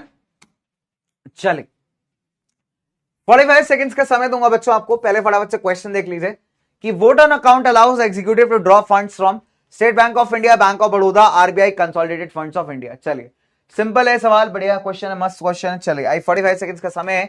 सारे बालक यहां पे जल्दी से आंसर करेंगे. बेटा जिसका पोल नहीं आता, जिसका पोल नहीं वर्क कर रहा, वो बच्चा चैट पे आंसर देकर करेक्ट आंसर आपने किया है तो अपने आपको +10 यहां पे दे दीजिए. ठीक है, आई बात समझ में बालक?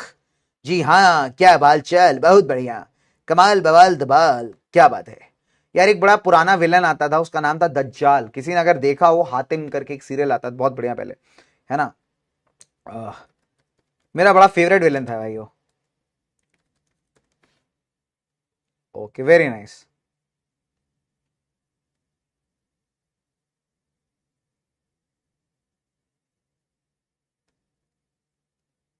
डन.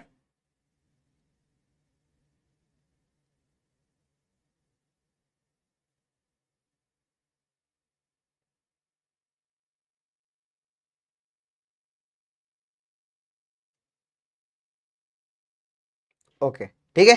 चलिए, गार्गी को ब्लॉक क्यों करना है भाई? क्यों ब्लॉक करना है गार्गी को? Why to block Gargi?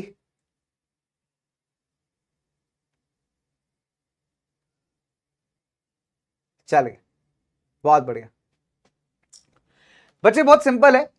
फिलहाल क्वेश्चन जो है ना आपका, आप इसको हम रिकॉल क्वेश्चन कहते हैं. This called recall question. Recall question का काम होता है कि आपने जो पढ़ा है, ठीक है, वो आपको फटाफट से रिकॉल हो कि यार, आपका एक क्विक मेमोरी होता है कि यार आपने जस्ट पढ़ा, आपने जस्ट रिकॉल किया, आपने क्वेश्चन सॉल्व किया, आपको पक्का हो गया कि हाँ यार ये बिल्कुल यही वाला क्वेश्चन था. So this is called as recall question. So class के अंदर बच्चे हमेशा रिकॉल क्वेश्चंस वर्क करते हैं ना, आपकी मेमोरी को हिट करने के लिए. अभी एकदम ऐसा आउट ऑफ द बॉक्स वाला क्वेश्चन आपको दे दूं, फिर आप खुद ही कंफ्यूज हो जाओगे आपने पढ़ा क्या था. तो व्हेनेवर यू आर स्टडिंग, आप कभी भी पढ़ो, कोई भी सब्जेक्ट पढ़ो, हमेशा मेक श्योर कि आप एक पर्टिकुलर टॉपिक से रिलेटेड रिकॉल क्वेश्चंस कर रहे हो. रिकॉल मतलब अब उस टॉपिक को रिलेटेड पढ़ पा रहे हो कि हाँ मैंने ये पढ़ा और यही इसी का क्वेश्चन है. ठीक है, this always helps you to build confidence first, है ना.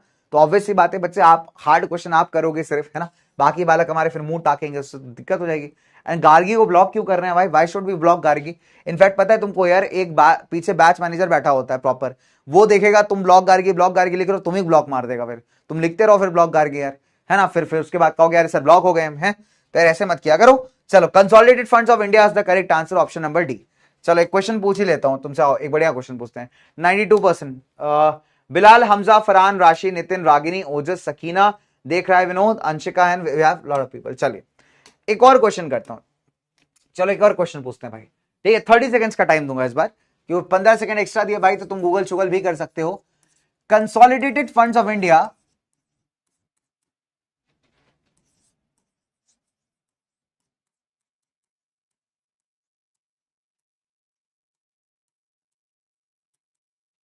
provision with respect to same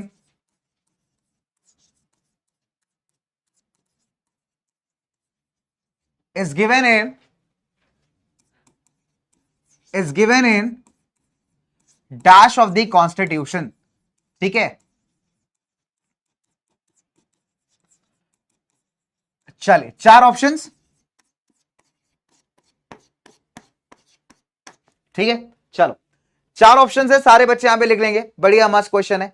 अब तुमसे ये पूछा कि भाई दिया क्या हुआ है यहाँ पे, ठीक है, चलो तो लेट्स राइट डाउन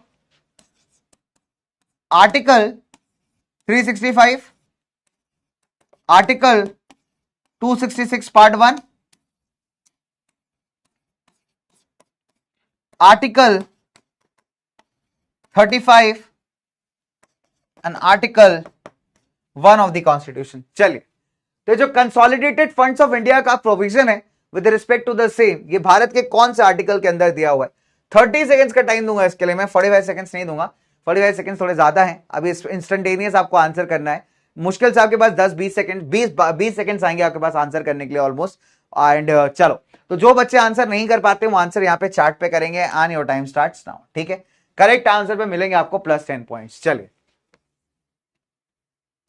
ओके, बहुत बढ़िया, बहुत ही बढ़िया, वेरी नाइस वेरी नाइस, क्या बात है, बहुत सही। चलिए आगे बात करते हैं।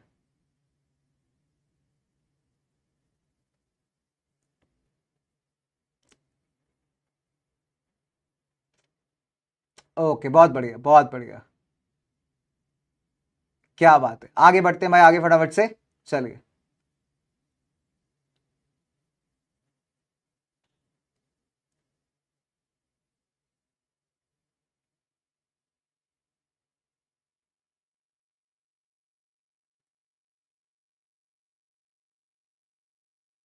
भाई ब्लैक ब्लॉक गार्गी, गार्गी को ब्लॉक क्यों करना है यार? क्या किया गार्गी ने? गार्गी ने क्या, गार्गी अब्यूज कर रही है, ऐसा है क्या? ओ भाई, हाँ, बढ़िया बढ़िया, गार्गी इज अब्यूजिंग, ठीक है। ये कब पढ़ाया गया? कुछ नहीं यार, ये पढ़ाया नहीं है, ऑब्वियस ही बात है। कंसोलिडेटेड फंड ऑफ इंडिया तुमको पढ़ाया, मैंने सिर्फ चेकआउट किया है कि यार कितने बच्चों को एक्चुअली पता है कि भाई कंसोलिडेटेड फंड ऑफ इंडिया कौन से आर्टिकल में लाई करता है। ठीक है, तो बहुत सिंपल है, जिन बच्चों ने सही किया उनका भी ठीक है, जिन बच्चों ने नहीं किया उनका भी कोई दिक्कत नहीं। ठीक है, अब ये उन बच्चों के लिए देखो कितने बच्चे यहाँ पे अवेयर है, कितने अच्छे अवेयर नहीं है। फिलहाल मैं आपको बता देता हूं, यहाँ पे आर्टिकल नंबर 266 का पार्ट 1 है, जहां पे भारत के कंसोलिडेटेड फंड्स ऑफ इंडिया के बारे में बताया गया है। ठीक है, चलिए, तो हमने सिंस कंसोलिडेटेड फंड्स के बारे में अभी पढ़ा था, vote of account, vote on account के बारे में, कि वोट ऑन अकाउंट वो तरीका है जिससे आप कंसोलिडेटेड फंड से पैसा बोरो कर सकते हो। भाई मंत्री की बात करें, कोई भी मंत्री, ठीक है। अब the point is, article number 266 का पार्ट 1 है, जहां पे आपका कंसोलिडेटेड फंड्स के बारे में भारत में दिया गया है। कंसोलिडेटेड का मतलब होता है एकदम इकट्ठा, तो सरकार के पास जितना भी रेवेन्यू आ रहा है, जहां से भी आ रहा है, सारा का सारा जो है आपका किसका पार्ट होता है? कंसोलिडेटेड फंड्स ऑफ इंडिया का। ठीक है, और इससे अगर सरकार को पैसे ड्रॉ करने हैं तो उसके लिए पार्लियामेंट का अप्रूवल बहुत ज्यादा जरूरी है। यहां पे 19% बच्चों ने क्वेश्चन बहुत सही किया है, कुछ बच्चों ने आंख बंद करके ऑप्शन नंबर ए लगा दिया, खैर कोई बात नहीं, गलती आपकी भी नहीं है। ठीक है, चलिए, फरहान भाई, राजनारायण, मौलिक, आयुष, अनुष्का, वैभवी, संस्कृति, चंचल, चिन्मय, नवनीत भाई हमारे साथ, क्या बात है, अच्छा लगा यार, कुछ बच्चों ने आंसर्स बहुत अच्छे भी दिए, वेरी नाइस, क्या बात है, सुपर्ब यार। चल, तो ब्लॉक गार्गी, गार्गी अब्यूज कर रही तुम है, लड़की गाली दे रही, खतरनाक यार, मतलब देश बदल रहा है मेरा, है। बेटी पढ़ाओ बेटी बचाओ, बेटी पढ़ाओ बेटी बचाओ, बेटा इतना विमेन एम्पावरमेंट नहीं करना था गार्गी, गाली वाली दे रही हो तुम क्लास के अंदर, ऐसा है? Abusing, very bad guys, very bad. Gargi is not abusing.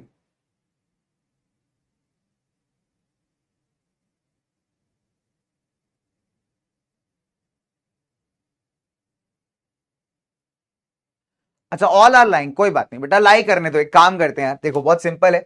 किसी बहुत बड़े महापुरुष ने कहा है कि जब चार्ट में बच्चे पढ़ाई छोड़ के बाकी सारी बकवास करें, जब एक बहुत बड़े महापुरुष है, बहुत बहुत से ज्ञानी है, हिमालय से कल ही वापस आए बेटा, तो उन्होंने कहा है कि जब बच्चे पढ़ाई छोड़ के बाकी दुनिया भर की बकवास करें, तो उन्होंने कहा है बेटा एक काम करो, चार्ट को ऑफ कर दो। ठीक है, चलिए, तो इससे क्या होता है कि वो बच्चे जो बेचारे पढ़ रहे होते हैं ना, वो थोड़ा फोकस कर पाते हैं। अब वो बच्चे फोकस कर पाएंगे तो ना बेचारी गार्गी पे इल्जाम लगेगा, ना कोई और बच्चे के लिए जस्टिस होगी, है ना, ना कोई बच्चा यहां पे दुखी होगा।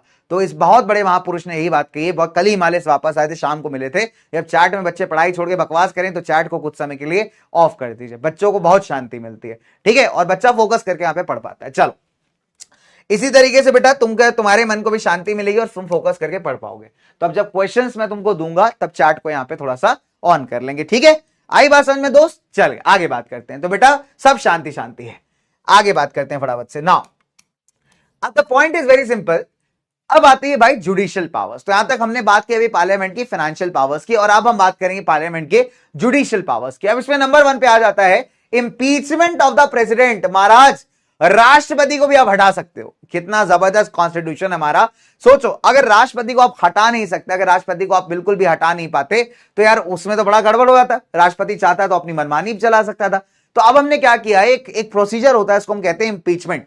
अब इंपीचमेंट का मतलब क्या होता है दोस्त, सिंपल सी बात है, it's a procedure to remove the president, यानी राष्ट्रपति को अपने पद से हटाने के लिए जो प्रोसीजर होता है उसको इंपीचमेंट कहते हैं। जो सुप्रीम कोर्ट के जजेस होते हैं उनको भी आप अपने पद से हटा सकते हैं, हाई कोर्ट के जजेस को आप अपने पद से हटा सकते हैं, चीफ इलेक्शन कमिश्नर को आप हटा सकते हैं, भारत का जो कंट्रोलर और ऑडिटर जनरल है, आप कह लीजिए भारतीय सरकार का सीए, ठीक है, सीए का काम होता है ना गलतियां पकड़ना, ऑडिट करना, तो भारत का जो कंट्रोलर एंड ऑडिटर जनरल, इसको आप कैग कहते हैं, सीएजी कहते हैं, इसका काम होता है सारी सरकारी अकाउंट्स की हम स्क्रूटनी करना, उसका ऑडिट करना, ये पता लगाना कि कहीं घोटाला तो नहीं हो रहा है, उसकी रिपोर्ट पेश करना, ये काम किसका होता है, ये आपके कंट्रोलर और ऑडिटर जनरल ऑफ इंडिया का होता है। तो इन सारे लोग ये पावरफुल अथॉरिटीज हैं।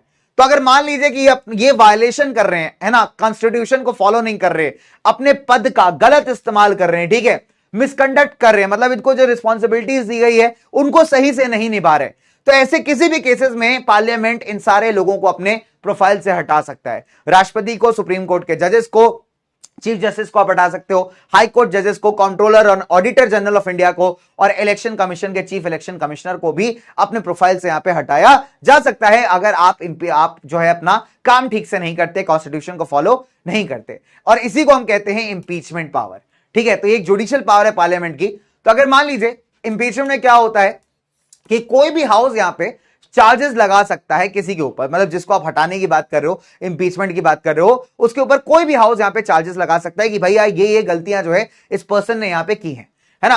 अगर मान लीजिए 2/3 मेजोरिटी इसके फेवर में चली जाए कि हाँ भाई ये बात सही है ना, 2/3 मेजोरिटी अगर बात पार्लियामेंट की कह दे कि हाँ बात बिल्कुल सही है, ठीक है, एंड इनफैक्ट अगर आप देखोगे by the members present, simple सी बात है बच्चे, अब यहां पे क्या होता है कि अगर मान लीजिए कि कोई भी हाउस, सबसे पहले इंपीचमेंट प्रोसीजर में कोई भी हाउस क्या करेगा, पहली बात तो इस बात को चार्जेस को फ्रेम करेगा। चार्जेस का मतलब होता है जो भी इल्जाम आप पे लगाया जा रहा है, जो भी आपने गलत किया है, उसको कोई भी हाउस यहां पे आगे रख सकता है।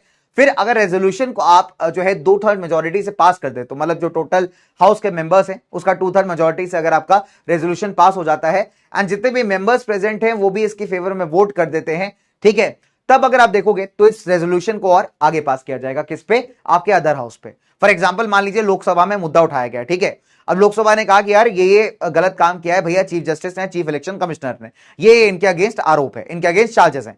अब उसको 2/3 मेजोरिटी से वहां पे जो लोग प्रेजेंट थे उसने पास कर दिया। तो अगर एक हाउस से पास हो गया तो फिर क्या होगा भैया, दूसरे हाउस में चला जाएगा। अब अगर दूसरा हाउस भी सेम तरीके से इसको पास कर देता है तो प्रेसिडेंट को या बाकी जो इंसान है उसको अपने ऑफिस से रिमूव कर दिया जाएगा। तो दोनों हाउसेस को यहां पे पास करना बहुत जरूरी है, 2/3 मेजोरिटी से एटलीस्ट, ठीक है। अगर कोई मुद्दा उठाया गया इन लोगों के अगेंस्ट, बोला गया कि भाई इन्होंने काम नहीं किया, कॉन्स्टिट्यूशन फॉलो नहीं किया या गलत उपयोग किया अपनी पावर्स का, गलत यूजेज किया, तो अगर लोकसभा ये चार्जेस लगाती है, 2/3 मेजोरिटी पास कर देती है, तो फिर दूसरे हाउस में यानी राज्यसभा में जाएगा। राज्यसभा भी अगर सेम काम करती है तो उस इंसान को अपनी प्रोफाइल से हटा दिया जाएगा, या आप ये कह सकते हैं कि उसको इंपीच कर दिया जाएगा। तो इसी को हम कहते हैं यार इंपीचमेंट मोशन या फिर इंपीच करना, ठीक है, यानी इतने पावरफुल लोगों को अपने प्रोफाइल से यहां पे हटा देना। डन, चलिए आगे बात करते हैं बड़ा, लेट्स मूव ऑन फर्दर।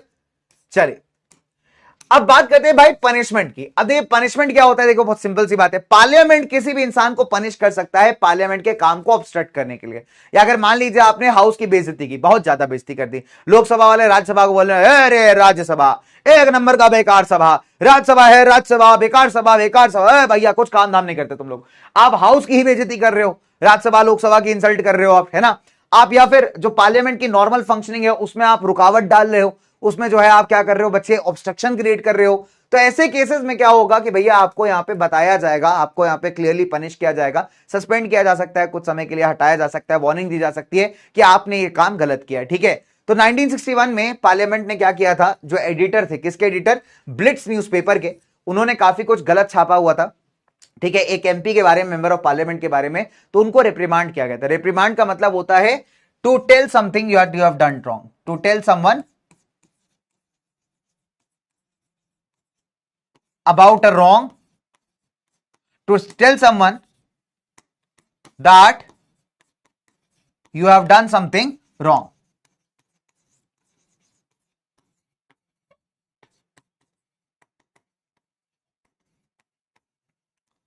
ठीक है। जैसे 1961 में ब्रिट्स न्यूज़पेपर के एक एडिटर थे, तो उन्होंने आपके जो एमपी साहब है ना, मेंबर ऑफ पार्लियामेंट है, जो आपका हाउस है, उसके खिलाफ बड़ा उल्टा सीधा छापा हुआ था। तब वहां पे पार्लियामेंट ने इनको समन किया था, इनको कॉल अप किया था, इनको रिप्रीमांड किया था। रिप्रीमांड का मतलब होता है जब आप किसी को बताते हो कि भैया आपने एक काम गलत किया हुआ है, आप उसको गिल्टी फील कराते हो कि यार आप ये चीज गलत कर रहे हो, this is not at all justified, इसको कहते हैं रिप्रीमांड करना। अब जैसे आपने देखा होगा अभी रिसेंट में अफगानिस्तान के जो बड़े फेमस प्लेयर है राशिद खान, उन्होंने कुछ गड़बड़ी कर दी भाई, है ना, कुछ मिसकंडक्ट कर दिया, जिसके चलते आईसीसी ने शायद उनको रिप्रीमांड किया, मतलब उनको बताया है कि आप भाई ये चीज गलत कर रहे हो। अब पनिशमेंट के तौर पे हो सकता है उनकी मैच फीस वगैरह काट दी जाए, कुछ फाइन उनसे भरवाया जाए, तो इसको कहते हैं रिप्रीमांड करना, पनिश करना। ठीक है, डन। चलिए, अब बात आती है इलेक्शन से रिलेटेड फंक्शंस को केटर करना, यानी इलेक्टोरल फंक्शंस जिसे आप कहते हैं। ठीक है, अब पार्लियामेंट जो है हमारा किसको इलेक्ट करता है, हमारी प्रेसिडेंट को इलेक्ट करता है। साथ ही साथ जो हमारे स्टेट लेजिस्लेचर्स होते हैं उनको अपॉइंट करने में भी बड़ा रोल यहां पे प्ले करता है। दूसरी बात, वाइस प्रेसिडेंट की बात की जाए तो जो दोनों हाउसेस हैं, लोकसभा और राज्यसभा, ये मिल करके आपके उपराष्ट्रपति यानी वाइस प्रेसिडेंट को इलेक्ट करते हैं।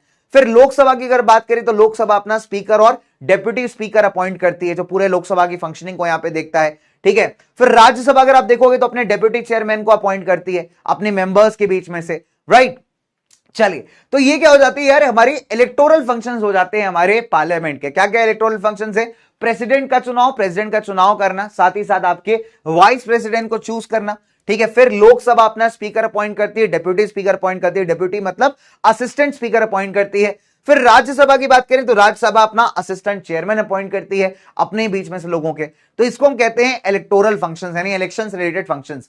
अब आती है बेटा amendment of the constitution. Amendment का मतलब होता है किसी प्रकार के चेंजेस या बदलाव जब आप संविधान या कॉन्स्टिट्यूशन में करते हो, उसको कहते हैं अमेंडमेंट। अब अमेंडमेंट करने के लिए देखिए बहुत सिंपल सी बात है, दोनों हाउसेस यहां पे अमेंडमेंट कर सकते हैं। ठीक है, अब किसी भी संविधान में किसी भी बदलाव को अगर आपको पास करना है, चेंज आपको लेकर के आना है, तो यार दोनों हाउसेस को सेपरेटली उसे पास करना पड़ेगा। कितने से? 2/3 मेजॉरिटी ऑफ द मेंबर्स से। बहुत जरूरी होता है कि मैक्सिमम केसेस में अगर आप कोई अमेंडमेंट कर रहे हो तो amendment must be pass by both the houses separately. In total members, जितने भी टोटल मेंबर्स प्रेजेंट हैं, उसके 2/3 मेंबर्स जब उस अमेंडमेंट के फेवर में वोट करेंगे तभी वो अमेंडमेंट आपका पास होगा। ठीक है, कुछ मैटर्स ऐसे होते हैं जहां पे स्टेट से रिलेटेड है ना। मान लीजिए स्टेट से जुड़ा हुआ कोई कानून आपको लेके आना है, किसी नए स्टेट को क्रिएट करना है, किसी नए स्टेट की बाउंड्री बनानी, किसी का नाम बदलना है, तो ऐसे केसेस में आपके स्टेट्स इन्वॉल्व हैं। तो जब ऐसे केसेस आएंगे, स्पेशल केसेस, तब वहां पे आपको अप्रूवल किससे लेना पड़ता है? रेटिफाई का मतलब होता है वेरीफाई कराना। तो कम से कम आधे से ज्यादा स्टेट्स की जो असेंबलीज हैं वो ऐसे केसेस में इस अप्रूवल्स को वेरीफाई करते हैं। ठीक है, ध्यान दीजिएगा इस चीज में। आपको क्या समझना है यहां पे कि नॉर्मल कोई भी अमेंडमेंट, कोई भी बदलाव अगर संविधान या कॉन्स्टिट्यूशन में कर रहे हो तो जरूरी है कि दोनों हाउसेस उसको सेपरेटली पास करें। कितनी मेजॉरिटी से? 2/3 मेजॉरिटी से। ठीक है, कभी कभी कुछ कानून के चेंजेस ऐसे होते हैं, कुछ अमेंडमेंट्स ऐसे होते हैं जहां पे स्टेट्स इन्वॉल्व होते हैं, और ऐसे केसेस में आपको आधे से ज्यादा स्टेट असेंबलीज के, भारत में जितने भी स्टेट्स हैं उसमें आधे से ज्यादा जो स्टेट असेंबलीज हैं उनसे यहां पे अप्रूवल लेना भी जरूरी है, तभी ऐसा कोई अमेंडमेंट यहां पे किया जा सकता है। ठीक है, अदरवाइज अमेंडमेंट आप नहीं कर पाओगे। डन। चलिए, अब आती है बात कंट्रोल ओवर द एग्जीक्यूटिव की। यार क्या आप कंट्रोल कैसे करते हो एग्जीक्यूटिव्स के ऊपर? एग्जीक्यूटिव्स कौन होते हैं बेटा? आपके मंत्री लोग। ठीक है, जनरली आपके जो मंत्री होते हैं वो भी एक तरीके के एग्जीक्यूटिव ही हैं, बिकॉज जब कोई कानून बनाया जाता है तो हर एक मंत्री आप देखेंगे, खासकर जो आपकी कैबिनेट मिनिस्टर्स हैं, वो किसी ना किसी डिपार्टमेंट को यहां पे लीड कर रहे हैं, जैसे defence ministry, foreign ministry, external आपका फिनेंस मिनिस्ट्री। तो उनका रोल ना डबल है यहां पे, वो लेजिस्लेचर का भी पार्ट है, यानी वो कानून बनाने का भी पार्ट है और उस कानून को इंप्लीमेंट करने का भी पार्ट है। तो लेजिस्लेचर का भी पार्ट है, वो एग्जीक्यूटिव का भी पार्ट है। ठीक है, कोई भी मंत्री की अगर हम बात करें तो मंत्री को हम हमेशा पॉलिटिकल एग्जीक्यूटिव कहते हैं। ठीक है, और उन मंत्री को जो सपोर्ट करने वाले आईएएस ऑफिसर्स होते हैं, आईपीएस ऑफिसर्स होते हैं, सेक्रेटरी वगैरह होते हैं उनको हम परमानेंट एग्जीक्यूटिव्स कहते हैं, बिकॉज मंत्री अकेले दम पे कुछ नहीं करेगा, उसको सपोर्ट करने के लिए उसकी पूरी टीम होती है, काफी पढ़ी लिखी टीम होती है, राइट। चलिए, अब अगर आप देखोगे तो पार्लियामेंट किसी भी एग्जीक्यूटिव के ऊपर कंट्रोल कैसे बनाती है? नंबर 1, इंटरपोलेशन से। इंटरपोलेशन क्या होता है? क्वेश्चन आ रहा है, यानी पहला घंटा दोनों हाउसेस के केस में जब आप उनसे कई सारे सवाल पूछते हैं। हमने ऑलरेडी पढ़ा था लास्ट क्लास में, सवाल कई तरीके के होते हैं, स्टार्ट क्वेश्चन, अनस्टार्ट क्वेश्चन ना, शॉर्ट नोटिस क्वेश्चन, यानी ओरल आंसर्स भी आप देते हो, रिटन आंसर्स भी देते हो, फिर कम समय के अंदर भी आप आंसर्स देते हो। ठीक है, चलिए, अब इंटरपोलेशन से क्या होता है कि यार आपके जितने भी मिनिस्टर्स हैं वो यहां पे रिस्पॉन्सिबल हो जाते हैं पार्लियामेंट के लिए। जब ऑपोजिशन पार्टी जो है रूलिंग पार्टी के मंत्रियों से यहां सवाल पूछती है, भैया आपने ऐसा क्यों किया है, वैसा क्यों किया, तो उनको जवाब देना पड़ता है। और वो जवाब क्यों देना जरूरी है? ताकि जो है जो इंफॉर्मेशन है मोस्ट इंपॉर्टेंट पब्लिक मैटर्स पे, वो यहां पे हाईलाइट हो पाए, या देश के अंदर कोई समस्या है, प्रॉब्लम है, वो यहां पे हाईलाइट हो पाए। आप सोचो अगर कोई क्वेश्चन करने का प्रोविजन ही नहीं होगा तो रूलिंग पार्टी तो हमेशा अपनी मनमानी करेगी, वो कभी जवाब ही नहीं देगी, जनता कभी जान ही नहीं पाएगी अगर कुछ ऐसा हुआ है तो क्यों हुआ है। ठीक है, तो यहां पे इस वजह से ये बहुत जरूरी है। फिर अगर आप देखोगे, अगर मान लीजिए कि आपकी मतलब for example valuable advice, device नहीं यार, इसको एडवाइस कर लेते हैं, valuable advice against the injustice. अगर मान लीजिए आपकी सरकार बहुत अनजस्ट है, स्लैकनेस मतलब स्लो है, काफी ज्यादा स्लो है सरकार, है ना, बहुत ज्यादा स्लो सरकार है, बहुत ज्यादा इनइफेक्टिव सरकार है, तो सरकार की इनइफेक्टिवनेस, सरकार की स्लोपना, सरकार का इनजस्टिस, ये कैसे सामने आएगा? ये तभी सामने आएगा जब आप सरकार से क्वेश्चंस करोगे। तो एग्जीक्यूटिव पे कंट्रोल करने का एक बहुत बढ़िया तरीका होता है उनसे सवाल जवाब करना, उनसे चीजों का आंसर मांगना, और वो कौन करता है? वो करता है आपका पार्लियामेंट। तो पार्लियामेंट की पावर अपने आप में बहुत जबरदस्त है। ठीक है, चलिए आगे बात करते हैं ना।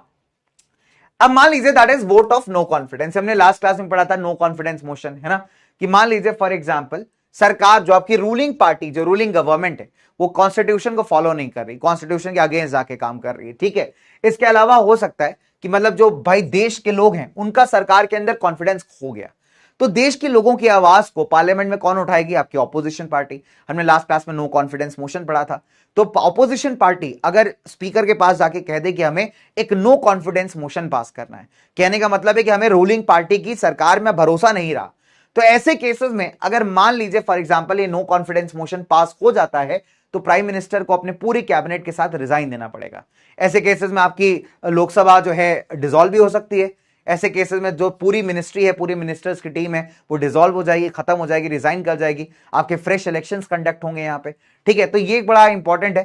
ठीक है, चलिए, तो इसको हम कहते हैं that is vote of no confidence. तो पार्लियामेंट इस केस में बड़ा एक्टिव होता है, राइट? अगर रूलिंग गवर्नमेंट अच्छे से काम नहीं कर रही है, कॉन्स्टिट्यूशन फॉलो नहीं कर रही है, तो नो कॉन्फिडेंस मोशन भी उसके अगेंस्ट पार्लियामेंट में पास होता है।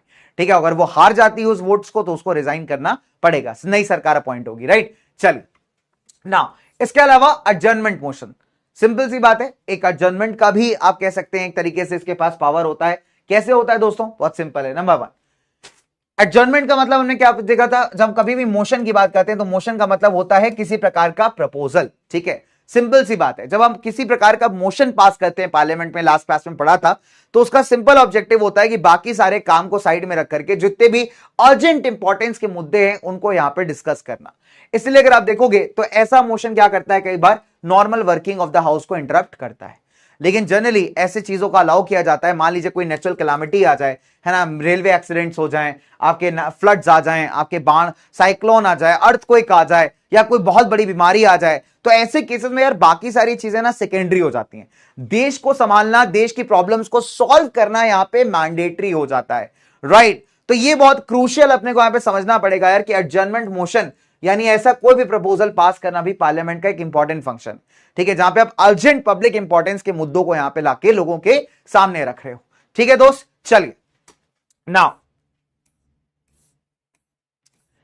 तो एक क्वेश्चन करेंगे, इसके बाद फिर क्लास में आगे बढ़ेंगे जल्दी से, तो थोड़ा सा पार्ट्स बचे हैं अपने। ठीक है, तो लेट्स हैव अ क्वेश्चन। तो अभी तक हमने काफी सारे मोशंस पढ़ लिए, अभी तक हमने काफी सारे फंक्शंस पढ़ लिए। ठीक है, चलिए आगे बात करते हैं फटाफट से।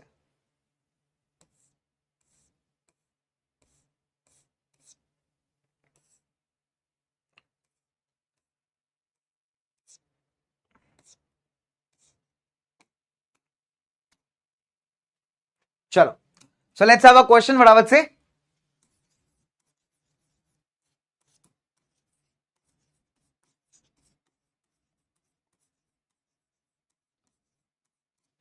impeachment motion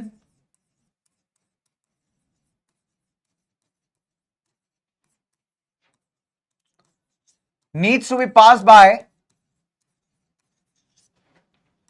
dash majority। ठीक है, चलिए चार ऑप्शंस,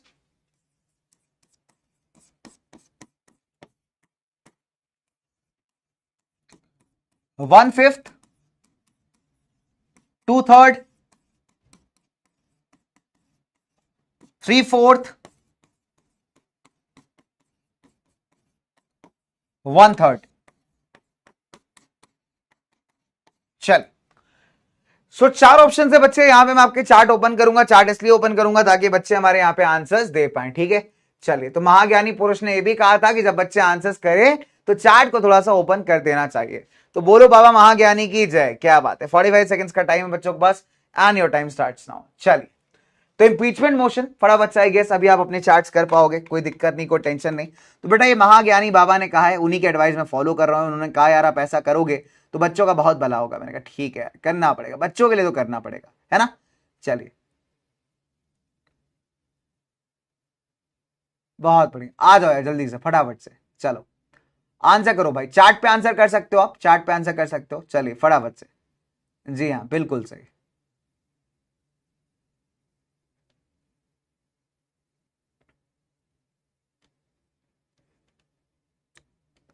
चलो भाई फटाफट से आगे बात करेंगे, जल्दी से आंसर कर लो यार, जल्दी से आंसर करो। चलो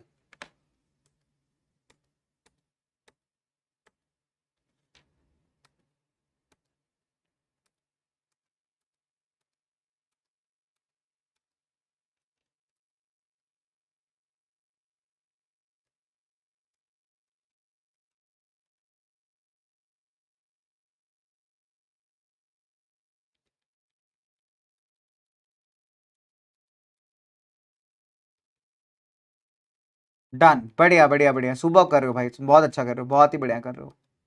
चलिए आगे बात करते हैं फटाफट से, बहुत बढ़िया, वेरी नाइस गाइस, क्या बात है, जबरदस्त, सुपर। हाँ बच्चों, इंडिया का मैच है, 8 बजे स्टार्ट होगा, अभी समय है, ठीक है। तो 8 बजे तक मैंने आपसे कहा था वाइंड अप करेंगे, ऑब्वियसली बात है 8 बजे तक कर लेंगे, कोई दिक्कत नहीं है। इंपीचमेंट मोशन को पास करने के लिए कितना मेजोरिटी चाहिए होता है दोस्त? कम से कम 2/3 मेजोरिटी आपको चाहिए दोनों हाउसेस के अंदर, तभी इंपीचमेंट मोशन आपका पास होगा, ठीक है, दोनों हाउसेस में। तो ऑप्शन नंबर बी यहाँ पे करेक्ट है, 91%। देखो बेटा, इसी को कहते हैं परफॉर्मेंस इंप्रूवमेंट। देखो 91% बच्चा कह रहा है हाँ सर बिल्कुल सही है। ऑप्शन नंबर डी बेटा 1/3, ये जितने गजनी वाला कहना भाई, ये सब 1/3 वाले हैं बेटा। विमेन रिजर्वेशन नहीं पूछ रहा हूं मैं लोकल बॉडीज में। विलाल, वर्षित, हमजा भाई बहुत बढ़िया, राजनारायण, फरहान, राशि, नितिन, मौलिक, चिन्मय, सकीना जी, क्या बात है सकीना जी, वेरी नाइस। फरहान भाई बहुत अच्छा करते हो, बहुत ही अच्छा करते हो बच्चे। गुंजन, वेरी नाइस बेटा, क्या बात है। आर्यन भाई बहुत अच्छा करते हो, सुपर। चलिए, तो भाई यहां तक हमने बात कर ली, एडजर्नमेंट मोशन तक हमने बात कर ली। अब देखिए थोड़ी सी पावर्स और है अपनी, तो उसके बाद हम बात करेंगे एक्सक्लूसिव पावर्स की, राज्यसभा लोकसभा की, and your chapter finally winds up, ठीक है। चलिए आगे बात करते हैं फटाफट से। चलिए बेटा, आवाज आद्या सही से आ रही है, ठीक है। आप थोड़ा सा अपना वॉल्यूम बढ़ा लो या फिर इंटरनेट कनेक्ट कर लो, बिकॉज आई होप वॉइस बहुत क्लियर है, ठीक है। चलिए आगे बात करते हैं। रुद्राक्ष बेटा भाई सिंपल सी बात है, चैप्टर थोड़ा सा बाकी है तो पढ़ा के ही खत्म करूंगा। तुम्हें बच्चे अगर जाना है ना, वॉशरूम वगैरह जाना है तो जा सकते हो, कोई दिक्कत नहीं है। प्रदीप,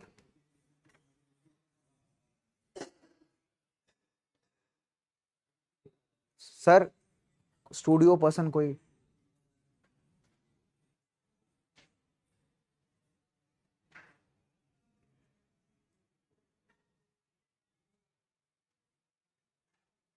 एक बार ना वॉइस चेक कर लिएगा बच्चे, कैसे वॉइस नहीं आ रही, ठीक है। चलो आगे बढ़ेंगे भाई फटाफट से, सिंपल सी बातें है ना। तो 2-3 बातें बची हुई हैं अपनी, उसके बाद मैं दोबारा से आपके चार्ट्स को ओपन करूंगा क्वेश्चंस ही करने के लिए, ठीक है। तो क्वेश्चंस करने के लिए ही चार्ट्स पे बात करेंगे हम लोग, अदरवाइज बालक हमारे जो है ना बड़े नादान है, भटक जाते हैं बीच बीच में, ठीक है। चले, तो मुश्किल से 5-10 मिनट अपन और बात करेंगे, चैप्टर वाइंड अप करेंगे, उसके क्लास में कुछ पोल्स करेंगे, उसके बाद टाटा बाय बाय, आप मैच देख सकते हो अपना आराम से, ठीक है। चलिए, सो आई होप वॉइस आ रही है, प्रॉपर आ रही है सर, ठीक है ठीक है, सॉर्टेड। चलिए, तो भाई इधर से भी चेक करवा लिया बच्चे, आप एक बार अपने इंटरनेट कनेक्शन को चेक कर लीजिए, या क्वालिटी थोड़ा सा 360p पे करोगे तो भी आपको वॉइस सही आएगी, ठीक है। चलिए, कहानी को आगे बढ़ाते हैं, थोड़ा सा आगे चलते हैं। चलिए बात करते हैं अदर मोशंस के ऊपर। तो अदर मोशंस ऑफ सेंश्योर, चलिए फटाफट से, हाँ जी बहुत बढ़िया। अब बाकी मोशंस क्या होते हैं? मोशन का मतलब होता है प्रपोजल, है ना, हमने लास्ट क्लास में पढ़ा था कि मोशन मींस प्रपोजल, किसी प्रकार का जो आप पार्लियामेंट में करते हो। अच्छा, अब आता है motions of censure against a minister, rejection of a government bill, ठीक है, passing of a private members bill against the wishes of the government. चलिए, अब अगर आप देखोगे एक चीज आपको यहां पे बहुत ही ज्यादा क्लियरली समझनी है, ठीक है, बहुत ही क्लियरली समझनी है यहां पे कि यार कुछ पावर्स, ठीक है, कुछ पावर्स यहां पे हमारे पार्लियामेंट के पास ना थोड़े से स्पेशल्स होते हैं, ठीक है, थोड़े ज्यादा स्पेशल होते हैं, राइट। चलिए नाउ, अब अगर आप देखोगे तो जब हम बात करते हैं मोशन ऑफ सेंश्योर के, सेंश्योर का मतलब होता है शोइंग स्ट्रॉन्ग डिसअप्रूवल, कि आप किसी चीज की तरफ बहुत ज्यादा डिसअप्रूवल यहां पे शो कर रहे हो। शोइंग स्ट्रॉन्ग डिसअप्रूवल मतलब आप ये कह रहे हो कि भैया आप इस बात से बिल्कुल भी अप्रूव नहीं करते, ठीक है, आप इस बात को बिल्कुल भी अप्रूव नहीं करते, आप इसके सहमति में नहीं हो। इसको हम कहते हैं मोशन ऑफ सेंश्योर। जब पार्लियामेंट आपका किसी भी चीज के अगेंस्ट डिसअप्रूवल शो कर रहा है, किसी मंत्री के अगेंस्ट हो सकता है, सरकार के किसी बिल को रिजेक्ट कर दिया गया है इसके अगेंस्ट हो सकता है, किसी प्राइवेट मेंबर का बिल पास कर दिया गया है लेट्स से फॉर एग्जांपल, है ना, सरकार की विश के अगेंस्ट, तो ऐसे केसेस में अगर मान लीजिए बिल पास हो जाता है तो इसको नो कॉन्फिडेंस ही माना जाएगा। सिंपल सी बात है, यहां पार्लियामेंट कह रहा है कि भैया हम अप्रूवल दे ही नहीं रहे हैं, हम इस बात पे सहमति नहीं है, हम अग्री नहीं कर रहे हैं, और फिर भी आप बिल पास किए जा रहे हो। तो अगर ऐसा बिल कभी भी पास हो जाता है तो उसको नो कॉन्फिडेंस के बराबर समझा जाता है। ठीक है भैया, नो हमारे पास अगर मान लीजिए किसी के अगेंस्ट यहां पे पार्लियामेंट खड़ा हो गया, उसके अगेंस्ट डिसअप्रूवल शो कर रहा है, तो ऑब्वियस सी बात है कि अगर वो मोशन ऑफ सेंश्योर पास करेगा तो दैट मींस उसका कॉन्फिडेंस जो है उस पर्सन के अंदर खत्म है।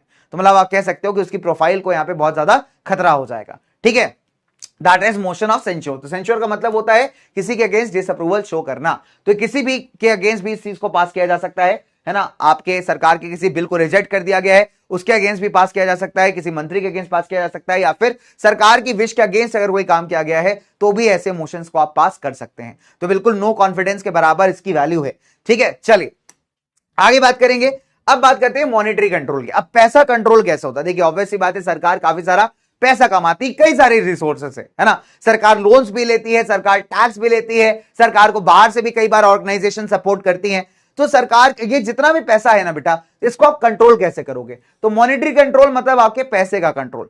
इसके लिए एक पब्लिक अकाउंट्स कमेटी होती है। क्या होती है बेटा? इसकी एक पब्लिक अकाउंट्स कमेटी, इसको पीएससी कहते हैं। ठीक है, पब्लिक अकाउंट्स कमेटी। अब पब्लिक अकाउंट कमेटी क्या इंश्योर करती है कि जो पब्लिक मनी है उसको पार्लियामेंट के डिसीजन के हिसाब से ही यहां पे स्पेंड किया जाए, यानी सरकार अपनी मनमानी ना चला पाए। यहां पे ऐसा ना हो कि सरकार यार अपना घर भरने में लग गई, सरकार अपने रिश्तेदारों पे सब लुटाए दे रही है पैसे, तो दैट शुड नॉट हैपन। इसके लिए हमने एक पब्लिक अकाउंट्स कमेटी बनाई हुई है जिसका काम है जितना भी पब्लिक का पैसा है, जो भी एक्सपेंडिचर से आ रहा है, मतलब जो भी आपका रेवेन्यू से पैसा सरकार कमा रही है, उस सारे पैसे को यहां पे पार्लियामेंट के हिसाब से ही आपको इस्तेमाल करना है। ठीक है, पब्लिक अकाउंट कमेटी क्या करती है बेटा? जो कंट्रोलर और ऑडिटर जनरल का रिपोर्ट है उसे भी यहां पे एग्जामिन करती है। तो मैंने आपको बताया था कंट्रोलर और ऑडिटर जनरल, आप मान लीजिए सीए है सरकार का, वो सरकार की हर एक स्पेंडिंग को ऑडिट करता है। यहां पे कहां कितना खर्चा हुआ, कहां घोटाला हुआ, कहां स्कैम हुआ, इसकी प्रॉपर रिपोर्ट तैयार करने का काम किसका है? आपके सीएजी का है। तो सीएजी जो रिपोर्ट तैयार करती है उसको एग्जामिन करना, उसको रीड करना, समझना किसका काम है? पब्लिक अकाउंट्स कमेटी यानी पीएससी का। डन। चलिए अदर पावर्स। अब पार्लियामेंट कई बार किसी स्टेट का नाम बदल सकती है ना, उसकी बाउंड्री चेंज कर सकती है, कोई नया स्टेट बना सकती है पुराने स्टेट्स को मर्ज करके या फिर किसी एक स्टेट को डिवाइड करके। जैसे आंध्र प्रदेश फॉर एग्जांपल, आंध्र प्रदेश को तोड़ करके तेलंगाना बनाया गया। तेलंगाना एकदम न्यू स्टेट था, है ना। तो ऐसे ही बहुत सारे स्टेट्स भारत के अंदर बने। तो स्टेट्स का क्रिएशन है ना, उनका नाम चेंज करना, बाउंड्री चेंज करना, ये सबका पावर किसके पास है? पार्लियामेंट के पास। ठीक है, इसके अलावा अगर आप देखोगे तो जो हमारे सुप्रीम कोर्ट का जुरिस्डिक्शन है, उसका कॉम्पोजिशन है, कितने जजेस होंगे, क्या उनका सैलरी होगा, क्या उनका नेचर होगा, इसके रिगार्डिंग भी जो पावर आती है वो किसके पास ही आती है बेटा? हमारे पार्लियामेंट के पास ही आती है। ठीक है, इनफैक्ट अगर आप ये भी देखो, कई बार ऐसा भी होता है कि यार दो स्टेट्स का एक कॉमन हाई कोर्ट भी होता है। कई बार आप देखिए पंजाब और आपका हरियाणा का भी कॉमन हाई कोर्ट आपको देखने को मिलेगा, और भी कई बार ऐसा होता है कि दो या दो से ज्यादा स्टेट्स का एक कॉमन हाई कोर्ट बना दिया जाएगा। तो ऐसा प्रोविजन लाने के लिए भी आपके पार्लियामेंट के पास पावर्स है। ठीक है, कि वो दो या दो से ज्यादा स्टेट्स का भी कॉमन हाई कोर्ट यहां पे स्टैब्लिश कर सकता है। और क्या कर सकता है? सुप्रीम कोर्ट के पावर्स, ज्यूरिसडिक्शन, कंपोजिशन के यहां पे कौन कौन रहेगा, कैसे रहेगा, किसकी क्या पावर्स होंगी, इसको भी यहां पे पार्लियामेंट के थ्रू लॉज बना के डिसाइड किया जा सकता है।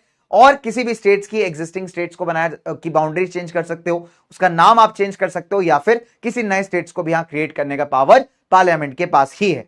ठीक है, चलिए नाउ अब लास्ट टॉपिक पे आते हैं हमारे क्लास के, that is powers, exclusive powers of Rajya Sabha and Lok Sabha. कि राज्यसभा और लोकसभा के पास स्पेशल पावर्स कौन सी हैं? ठीक है, जो सिर्फ राज्यसभा की और सिर्फ लोकसभा की हैं। अब अगर आप देखोगे तो जो आर्टिकल 249 है, आर्टिकल नंबर 249 भारतीय कॉन्स्टिट्यूशन का, वो कहता है कि राज्यसभा है ना मे empower the parliament to make the laws.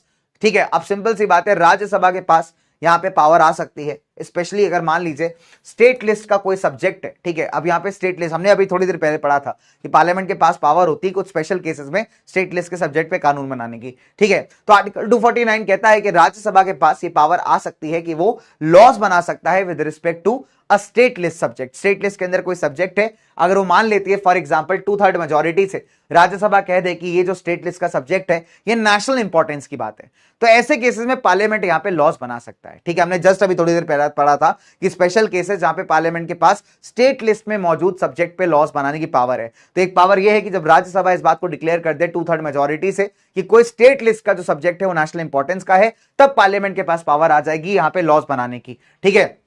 ऐसे केसेस में लोकसभा इंटरफेरेंस नहीं कर सकती। तो एक बहुत ही क्रूशियल पावर है राज्यसभा की जिसमें लोकसभा का इंटरफेरेंस 0 है, ठीक है। उसके अलावा अब यह भी हो सकता है कि मान लीजिए अगर देश के हित में कोई ऑल इंडिया सर्विसेज यहां पे क्रिएट करनी है तो भी राज्यसभा इस चीज को इनिशिएट कर सकती है, ठीक है। ऐसे में पार्लियामेंट क्या करेगा, नई सर्विसेज को यहां पे क्रिएट करेगा। ऑल इंडिया सर्विसेज का मतलब होता है यार कोई भी ऐसा जॉब, कोई भी ऐसा सर्विस जिसमें आप पैन इंडिया सर्व करोगे, है ना। जैसे भारत की सिविल सर्विसेज होती हैं, आप उसमें पूरे इंडिया में कहीं भी पोस्ट हो सकते हो, कहीं भी सर्व कर सकते हो। तो अगर देश के इंपॉर्टेंस के लिए आपको कोई ऐसी सर्विस क्रिएट करनी है तो राज्यसभा ऐसी सर्विस क्रिएट करने के लिए पार्लियामेंट को ऑथराइज या पावर दे सकती है, ठीक है। तो ये राज्यसभा का एक्सक्लूसिव पावर है। अच्छा, अब लोकसभा मान लीजिए लोकसभा आपकी डिसॉल्व हो गई, ठीक है। मान लीजिए नेशनल इमरजेंसी आ गई, लोकसभा डिसॉल्व हो गई, इमरजेंसी के बाद या इमरजेंसी के पहले, तो ऐसे केसेस में देश को चलाने की जिम्मेदारी किसके पास आ जाती है, राज्यसभा के पास। तो राज्यसभा जो है डिफैक्टो और डीजीओ और पार्लियामेंट, यानी कहने का मतलब है राज्यसभा यहां पे लोकसभा से टेक ओवर कर लेता है as the major function of the parliament.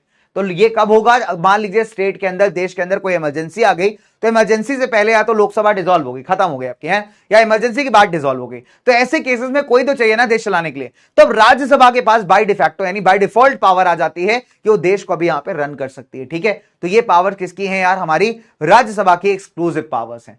अब बात आती है यार हमारे exclusive powers of the Lok Sabha, कि यार लोकसभा के पास ऐसी कौन सी स्पेशल पावर्स हैं। देखिए, नंबर 1, नो कॉन्फिडेंस मोशन सिर्फ लोकसभा के अंदर से ही आप इनिशिएट कर सकते हो, ठीक है। अब यहां पे राज्यसभा के पास कोई रोल नहीं होता, तो नो कॉन्फिडेंस मोशन को लोकसभा में ही पास किया जा सकता है। दूसरा, मनी बिल आप सिर्फ लोकसभा में ही इंट्रोड्यूस कर सकते हो, है ना। लोकसभा के पास ज्यादा पावर है मनी बिल को लेकर के, राज्यसभा सिर्फ मनी बिल को डिले कर सकता है लेकिन रिजेक्ट नहीं कर सकता, ठीक है। तीसरी बात, ज्वाइंट सेशन के केस में, अच्छा मान लीजिए फॉर एग्जांपल किसी मुद्दे में अगर डेडलॉक आ जाता है, यानी राज्यसभा लोकसभा जो है दोनों जो है एक सर्टेन पॉइंट पे आके रुक गए, एक टाई हो गया, तो ऐसे केसेस में जब भी कभी ज्वाइंट सेशन बुलाया जाएगा लोकसभा राज्यसभा की, एक साथ मीटिंग बुलाई जाएगी, तो उसमें लोकसभा आपकी ज्यादा पावरफुल प्रूव होती है, ठीक है। तो ये 3 स्पेशल पावर्स अपनी लोकसभा के पास आ गए। अच्छा, अब दोनों के बीच का रिलेशनशिप क्या है, दोनों के बीच का डिफरेंस क्या है, इसको भी यहां पे सीख लेते हैं फटाफट से कि दोनों के बीच का रिलेशनशिप या फिर डिफरेंस क्या है, ठीक है। चलिए, अब सरकार, अगर हम बात करें कॉन्स्टिट्यूशन की, तो कॉन्स्टिट्यूशन क्लियरली लोकसभा की सुपीरियरिटी को रिकॉग्नाइज करता है ओवर राज्यसभा। सिंपल है, क्योंकि लोकसभा में अगर आप देखोगे ना तो हमारी डेमोक्रेसी क्या कहती है कि rulers elected by the people should rule the country, और हम लोग डायरेक्टली रूलर्स कहां अपॉइंट करते हैं, हमारी लोकसभा के अंदर। तो यहां पे डेमोक्रेसी के अगर प्रिंसिपल को आप यहां पे बिठाओगे तो डेमोक्रेसी का प्रिंसिपल बिल्कुल सही यहां पे बैठता है। अगर राज्यसभा के हाथ में सारी पावर आ जाएगी, तो राज्यसभा के लोगों को हमने डायरेक्ट अपॉइंट नहीं किया है, हमने डायरेक्टली अपॉइंट किया है यहां पे लोकसभा के मिनिस्टर्स को, इसलिए पावर टू मेक डिसीजंस भी ज्यादातर लोकसभा के पास ही होनी चाहिए, और यह बात कॉन्स्टिट्यूशन भी भारत का रिकॉग्नाइज करता है, ठीक है। सिंपल है। चलिए, इसलिए राज्यसभा एमपीज अगर आप देखेंगे वो कभी भी पब्लिक को डायरेक्टली फेस नहीं करते, बिकॉज वो इनडायरेक्टली अपॉइंटेड है, लेकिन आपके जो लोकसभा के एमपीज हैं वो पब्लिक को डायरेक्टली फेस करते हैं, पब्लिक उनसे जवाब मांगती है, बिकॉज पब्लिक ने उन्हें चूज करके पार्लियामेंट का पार्ट बनाया, ठीक है। चलिए, लेजिस्लेटिव मैटर्स में अगर हम बात करें तो दोनों के बीच का डिफरेंस और रिलेशनशिप क्या है कि ऑर्डिनरी बिल्स में मान लीजिए अगर ज्वाइंट सिटिंग में डेडलॉक आ जाता है, डेडलॉक मतलब दोनों किसी कंक्लूजन पे अराइव नहीं कर पा रहे, तो ऐसे में राज्यसभा जो है ना वीकर है इस पोजीशन में, ठीक है। बिकॉज ऑब्वियस सी बात है, यहां पे वोटिंग होगी टोटल मेंबरशिप के बेसिस पे, राज्यसभा के टोटल मेंबर्स लोकसभा के मुकाबले बहुत कम है। तो ऐसे केस में अगर आप देखोगे तो जो ज्यादातर ज्वाइंट सेशंस हैं, है ना, इसको कौन प्रिसाइड करता है, स्पीकर ऑफ द लोकसभा। अब क्योंकि यार राज्यसभा के मेंबर्स ही ज्यादा नहीं है, तो यहां पे राज्यसभा जो है थोड़ी हल्की पड़ जाती है, तो लोकसभा ज्वाइंट सेशन में ज्यादा पावरफुल है। मनी बिल्स की बात करें तो मनी बिल्स हमने क्या पढ़ा कि राज्यसभा के पास पावर नहीं है, राज्यसभा सिर्फ मनी बिल्स को 14 दिन से डिले कर सकती है, लेकिन रिजेक्ट नहीं कर सकती, रिकमेंडेशन दे सकती, सजेशन दे सकती है लोकसभा को कि आप ऐसी चीजें इस बिल के अंदर ऐड कर लीजिए, लेकिन आप देखेंगे बेटा तो यहां पे लोकसभा के ऊपर डिपेंड करता है कि इन सजेशंस को मानना है या फिर नहीं मानना है। कंट्रोल ओवर एग्जीक्यूटिव, अगर हम देखें काउंसिल ऑफ मिनिस्टर्स की बात करें, कैबिनेट मिनिस्टर्स और बाकी जो आपके मिनिस्टर्स होते हैं, तो लोकसभा को रिस्पॉन्सिबल है, राज्यसभा को नहीं है।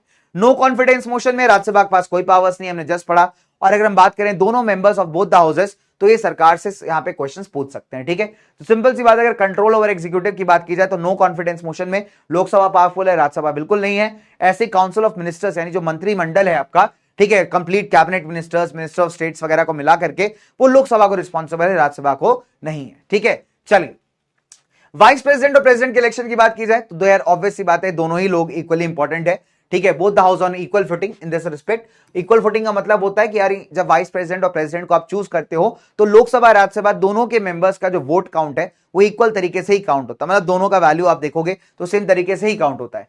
हाउएवर लोकसभा का ना थोड़ा सा ज्यादा एज है, बिकॉज इसके मेंबर्स यहां पे ज्यादा है। ऑब्वियस सी बात है यार, जिसके मेंबर्स ज्यादा हैं उसके वोट्स भी ज्यादा ही होने वाले हैं, ठीक है। तो लोकसभा यहां पे थोड़ा सा ज्यादा आप कह सकते हो बेनिफिट लेकर के चली जाती है, राइट। हाउएवर दोनों को इक्वल मौका मिलता है यहां पे प्रेसिडेंट और वाइस प्रेसिडेंट चूज करने का, ठीक है। इंपीचमेंट की बात की जाए तो भैया दोनों हाउसेस के पास इक्वल पावर्स है, बिकॉज इंपीचमेंट के लिए दोनों हाउसेस में 2/3 मेजोरिटी से आपको मोशन पास होना जरूरी है, तभी आप किसी को हटा सकते हो। किसको? राष्ट्रपति को, कैग को, आप आपके सुप्रीम कोर्ट वगैरह के जजेस को आप तभी इंपीच कर सकते हो जब दोनों हाउसेस इस चीज को पास करेंगे, राइट। चलिए, तो इंपीचमेंट कैन बी इनिशिएटेड, किसी भी हाउस में आप इनिशिएट कर सकते हो, लेकिन दोनों हाउसेस को सेपरेटली पास करना बहुत ज्यादा जरूरी है। तो मोशन किसी भी हाउस में इंट्रोड्यूस किया जा सकता है, राज्यसभा लोकसभा में से, बट दोनों हाउसेस जब सेपरेटली पास करेंगे तभी फाइनली इसको एक्सेप्टेड माना जाएगा। इमरजेंसी के केस में अगर मान लीजिए नेशनल इमरजेंसी लग जाती है और लोकसभा डिसॉल्व हो जाती है, यानी खत्म हो जाती है, मिनिस्टर्स वहां के हटे जाते हैं, तो राज्यसभा के ऊपर पूरी जिम्मेदारी आ जाएगी यूनियन लेजिस्लेचर की, यानी आपके पार्लियामेंट चलाने की, देश को चलाने की। तो इमरजेंसी के केस में राज्यसभा पावरफुल हो जाएगी। तो आप ध्यान रखिएगा, अगर इमरजेंसी से पहले या बाद में लोकसभा डिसॉल्व हो जाती है तो जब तक नई लोकसभा अपॉइंट नहीं होती तब तक राज्यसभा के पास पावर है कि वो देश को यहां पे चला सकती है, ठीक है। चलिए, तो ये हमारे मोटे मोटे यार हमारे प्रोविजंस थे, मोटे मोटे पावर्स थे। अब यहां पे फटाफट से एक केस आपको, मतलब एक क्वेश्चन करते हैं यहां पे, लेट्स हैव सम क्वेश्चंस, ठीक है। तो एक सवाल देता हूं मैं आपको फटाफट से। चलिए, आइए बात करेंगे आपके क्या बोलते हैं इसको, चार्ट्स को भी यहां पे ओपन करेंगे, ठीक है। और मैच अभी स्टार्ट होगा तो मैच देखने में काफी टाइम है, टॉस वॉस होगा यार, अभी स्टार्ट होगा, एकदम से स्टार्ट नहीं हो रहा मैच पे, ठीक है। तो आइए 2-3 क्वेश्चंस मैं बैक टू बैक लिख लेता हूं, फिर आपके चार्ट्स ऑन करूंगा, ठीक है। चलिए,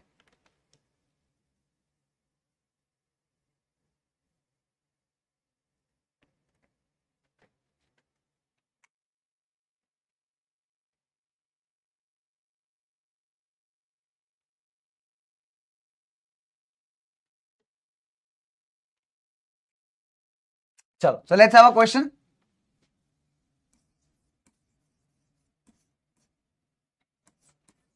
कंप्लीट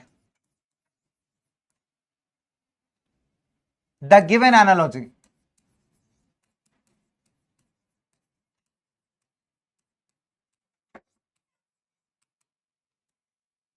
ठीक है, चलिए, इस एनालॉजी को आप कंप्लीट करोगे, राज्यसभा डेप्यूटी चेयरमैन,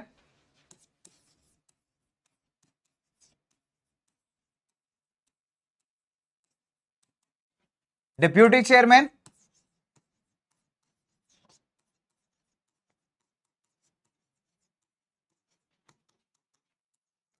लोकसभा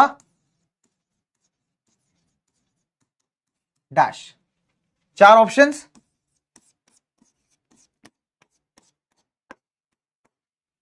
ठीक है, 4 ऑप्शंस देख लीजिए फटाफट से। चलो,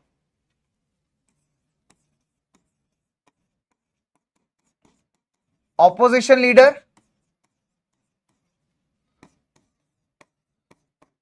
रूलिंग पार्टी, ठीक है। ऑप्शन नंबर सी लिख लो यार फटाफट से। ओके, ऑप्शन नंबर सी लिख लो फटाफट से बच्चों, स्पीकर एंड डेप्यूटी स्पीकर। अब एनालॉजी को ध्यान में रख के ही आपको क्वेश्चन करना है, ठीक है। बहुत सारे बच्चे यहां पे गलत भी करेंगे मुझे पता है, लेकिन एनालॉजी ध्यान में रखना। राज्यसभा डेप्यूटी चेयरमैन, लोकसभा के उसी हिसाब से आपको उसी लेवल का बंदा यहां पे चूज करना है, ठीक है। सिंपल सी बात है। चलो, तो आपके यहां पे चार्ट्स मैंने कर दिए ऑन भाई, ठीक है। चार्ट्स आपके हो गए ऑन। तो आप चैट्स पे भी आप आंसर दे सकते हो। जिन बच्चों को पोल्स यहाँ पे नहीं आता है वो सारे बच्चों के लिए चैट्स ऑन है। चलिए 45 सेकंड्स का आपके पास समय है and your time starts now. तो आपको सेम लेवल का ही जो पर्सन है, सेम लेवल का बंदा है बेटा, वही आपको यहाँ पे बताना है। ठीक है, डन। चलिए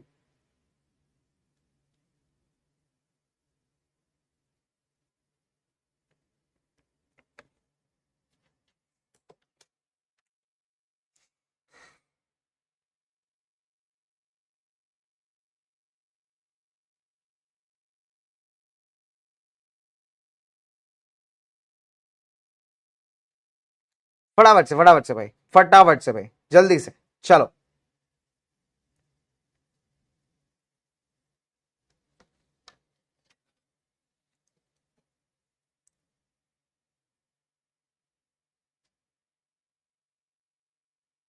डन कर लिया क्वेश्चन?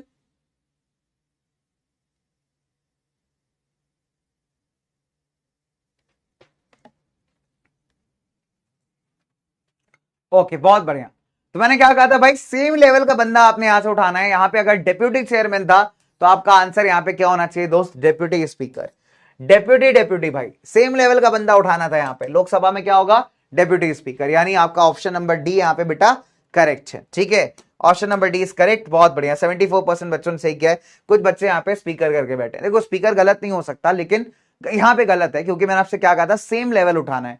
डेप्यूटी चेयरमैन, यहां अगर चेयरमैन होता है यहाँ पे तो तुम स्पीकर लिख देते, यहाँ पे डेप्यूटी चेयरमैन है तो तुम्हें डेप्यूटी स्पीकर ही पिक करना था। बढ़िया क्वेश्चन है, कंफ्यूज करने वाला तुमको, है ना। चलिए वेरी नाइस गौरांगी यार, पहली बार आपका नाम देखा, अच्छा लगा देख करके, वेरी नाइस। चलिए यश भाई बहुत बढ़िया। आइए एक और क्वेश्चन करते हैं, let's have one more question. ठीक है, चलिए तो क्वेश्चन बहुत सिंपल है कि salaries and allowances of, salaries and allowances of, allowances मतलब benefits,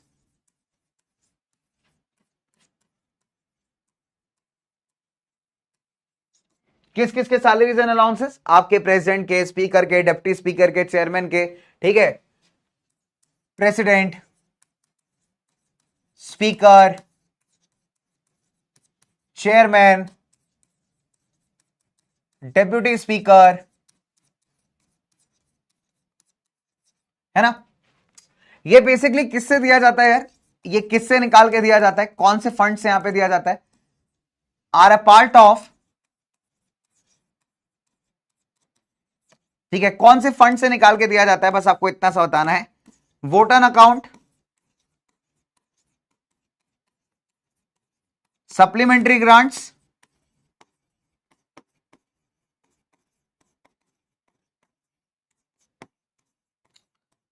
consolidated funds of India,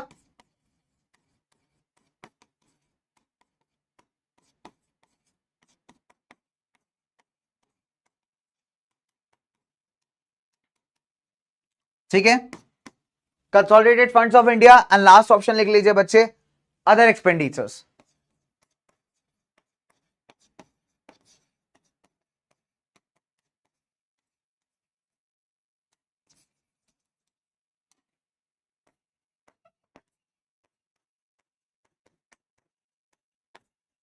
ठीक है, चल। सो यार सैलरी है, बेनिफिट्स हैं प्रेसिडेंट के, स्पीकर के, चेयरमैन के, डिप्टी स्पीकर के, सुप्रीम कोर्ट जजेस के।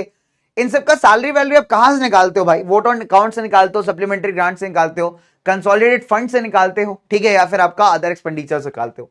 अब ये समझ लो कि जहां पे सबसे ज्यादा पैसा आ रहा है, जहां पे इन चारों ऑप्शंस में सबसे ज्यादा पैसा आ रहा है बेटा, आपका सारा सैलरी वैलरी वहीं से निकल रहा है। तो अगर आप ये ढूंढ पा रहे हो कि चार ऑप्शंस में सबसे ज्यादा पैसा कहां पे आ रहा है, तो ऑब्वियस सी बात है आंसर आपके साथ है। ठीक है, चलिए लास्ट पोल भी हमारे क्लास का, क्लास एंडेड है इसके बाद। चलिए रेन डिले हो गया, देखा बेटा, देख रहे हो तुम, उनको पता है यार विक्ट्री वाले क्लास कर रहे हैं, देख रहे हो विक्ट्री वाले क्लास कर रहे हैं, लास्ट पोल्स कर रहे हैं, तो जरूरी है भाई, ऑब्वियस सी बात है, रेन का डिले नहीं होगा क्या। क्या बात है, रेन डिले हो गया, देखा, करवा दी भैया, बारिश करवाई है तुम्हारे लिए, मजाक थोड़ी है, ऐसे थोड़ी है, बारिश करवा दी तुम्हारे लिए, क्या बात कर रहे हो तुम।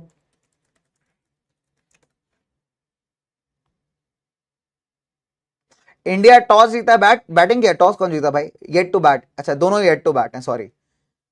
हाँ भाई, बारिश का डिले हो रखा है, देख रहे हो तो, ओ भाई क्या, अरे रिंकू सिंह खेल रहा है यार आज तो, क्या बात है यार, है। अच्छा रिंकू सिंह नहीं खेल रहा है बेटा, सॉरी गाइस, मैंने पूरा स्क्वाड देख लिया था, आई वो शॉर्ट है कि रिंकू सिंह खेल रहा है, क्या बात है। Rain heavily, we are on a way and drizzling now, good news is sun is peeping out. क्या बात है, 3 घंटे पहले जो है सन आ गया है भाई, सिंपल सी बात है, बारिश हो रही है। अच्छा क्या बात है। तो salaries and allowances, president speaker वगैरह कहां से निकलते हैं? प्रणाम भाई, प्रणाम आयुष भाई, प्रणाम यार, क्या हालचाल? बढ़िया बढ़िया बढ़िया, वेरी नाइस। चलिए रेन डेली हो गया, रेन, देखो करेक्ट आंसर। मैंने कहा सबसे ज्यादा पैसा कहां पे आएगा बेटा? सबसे ज्यादा पैसा आएगा कंसोलिडेटेड फंड्स ऑफ इंडिया में। तो भैया इन लोग का सैलरी वाली बेनिफिट जो दिया जाता है ना बेटा, कहां से दिया जाता है? आपके कंसोलिडेटेड फंड्स ऑफ इंडिया से। तो ऑप्शन नंबर सी यहाँ पे बिल्कुल करेक्ट है। ठीक है, 77% बच्चे ने क्वेश्चन सही किया, बट इट्स गुड, ठीक है, कोई दिक्कत नहीं है। वोट ऑन अकाउंट, यार वोट ऑन अकाउंट हम तब यूज करते हैं जब आप को एक्स्ट्रा पैसा चाहिए होता है। सरकार का पैसा खत्म हो गया, सरकार के लिए मालिक, हमें थोड़ा और पैसा चाहिए, तो वो वोट ऑन अकाउंट आपको वो अथॉरिटी देता है कि आप कंसोलिडेटेड फंड से उतना और एक्स्ट्रा पैसा यहां पे निकाल सकते हैं। ठीक है, इनकी सैलरी नहीं निकाल रहे हो तुम उससे, तो ये चीज याद रखना। बिलाल भाई, वर्षित, फरहान देख रहा है, विनोद, रागिनी जी, गुलशन सिंह मौलिक, सिद्धार्थ, शुभदीप मुखर्जी, वेरी नाइस बेटा, Vartika Pandey. So let's start the final guys. Farhan, Anshika, Vaibhavi, Shaurya, Kushagra, Sanskriti, Aryan, Gunjan, Rajnarayan, मौलिक भाई, और भी बहुत सारे बच्चे हैं जिन्होंने यहाँ बहुत प्यारे प्यारे आंसर्स दिए हैं ना। तो थम्स अप गाइस, बहुत अच्छा आप लोगों ने किया है।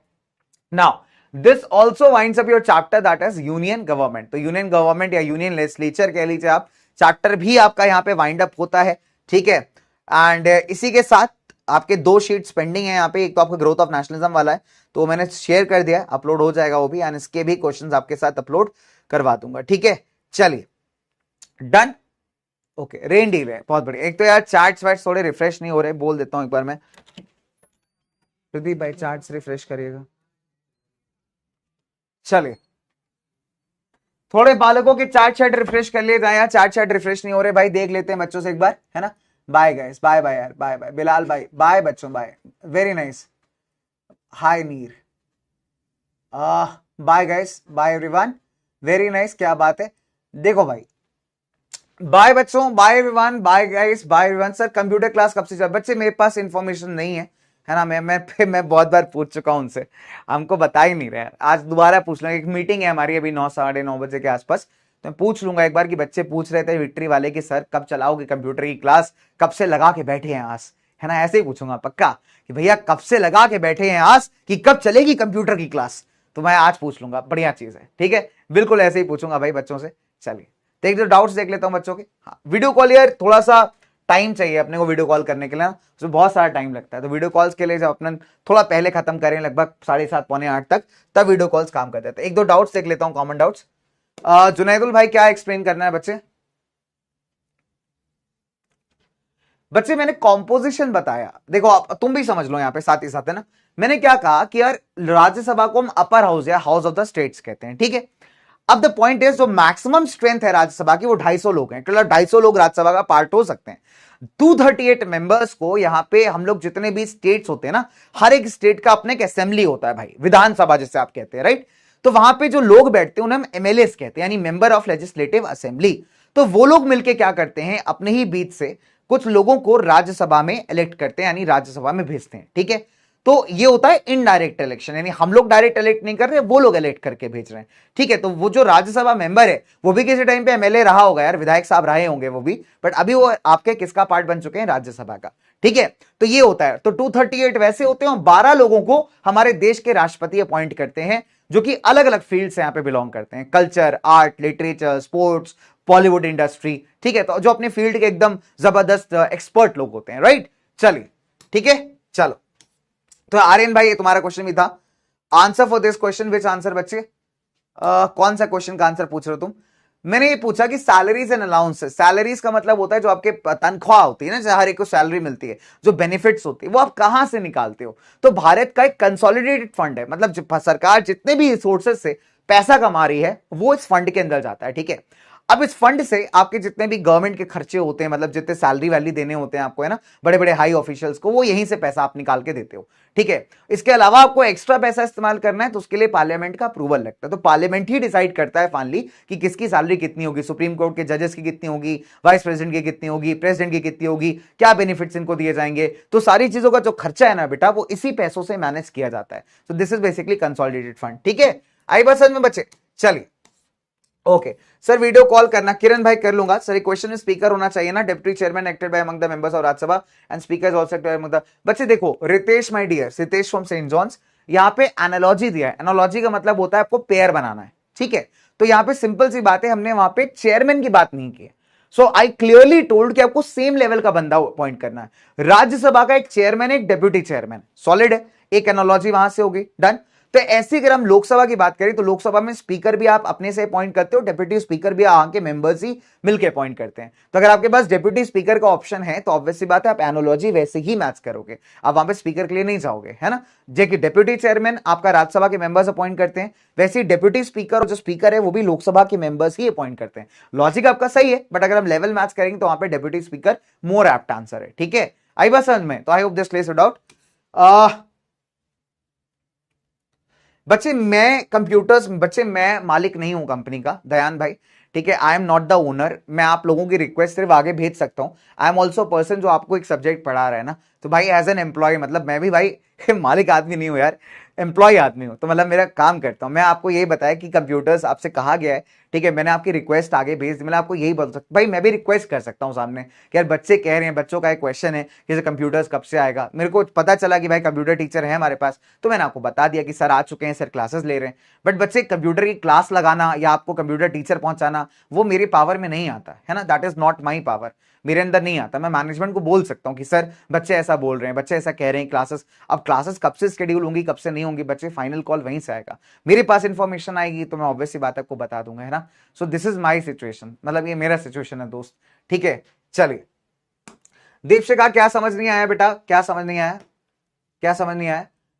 वोट ऑफ नो कॉन्फिडेंस, देखो बहुत सिंपल सी बात है। नो कॉन्फिडेंस का मतलब होता है कि आपका सरकार में कॉन्फिडेंस खत्म हो गया। अब मान लीजिए दीपशिखा जी आप प्रधानमंत्री हैं ना देश की, आपकी एक सरकार है, आपकी पार्टी की सरकार है। अब ऑपोजिशन वाले कहते हैं, देश के लोग कहते हैं कि दीपशिखा अच्छी प्रधानमंत्री नहीं है, दीपशिखा की सरकार बेकार है, एक नंबर की चोट सरकार है ना।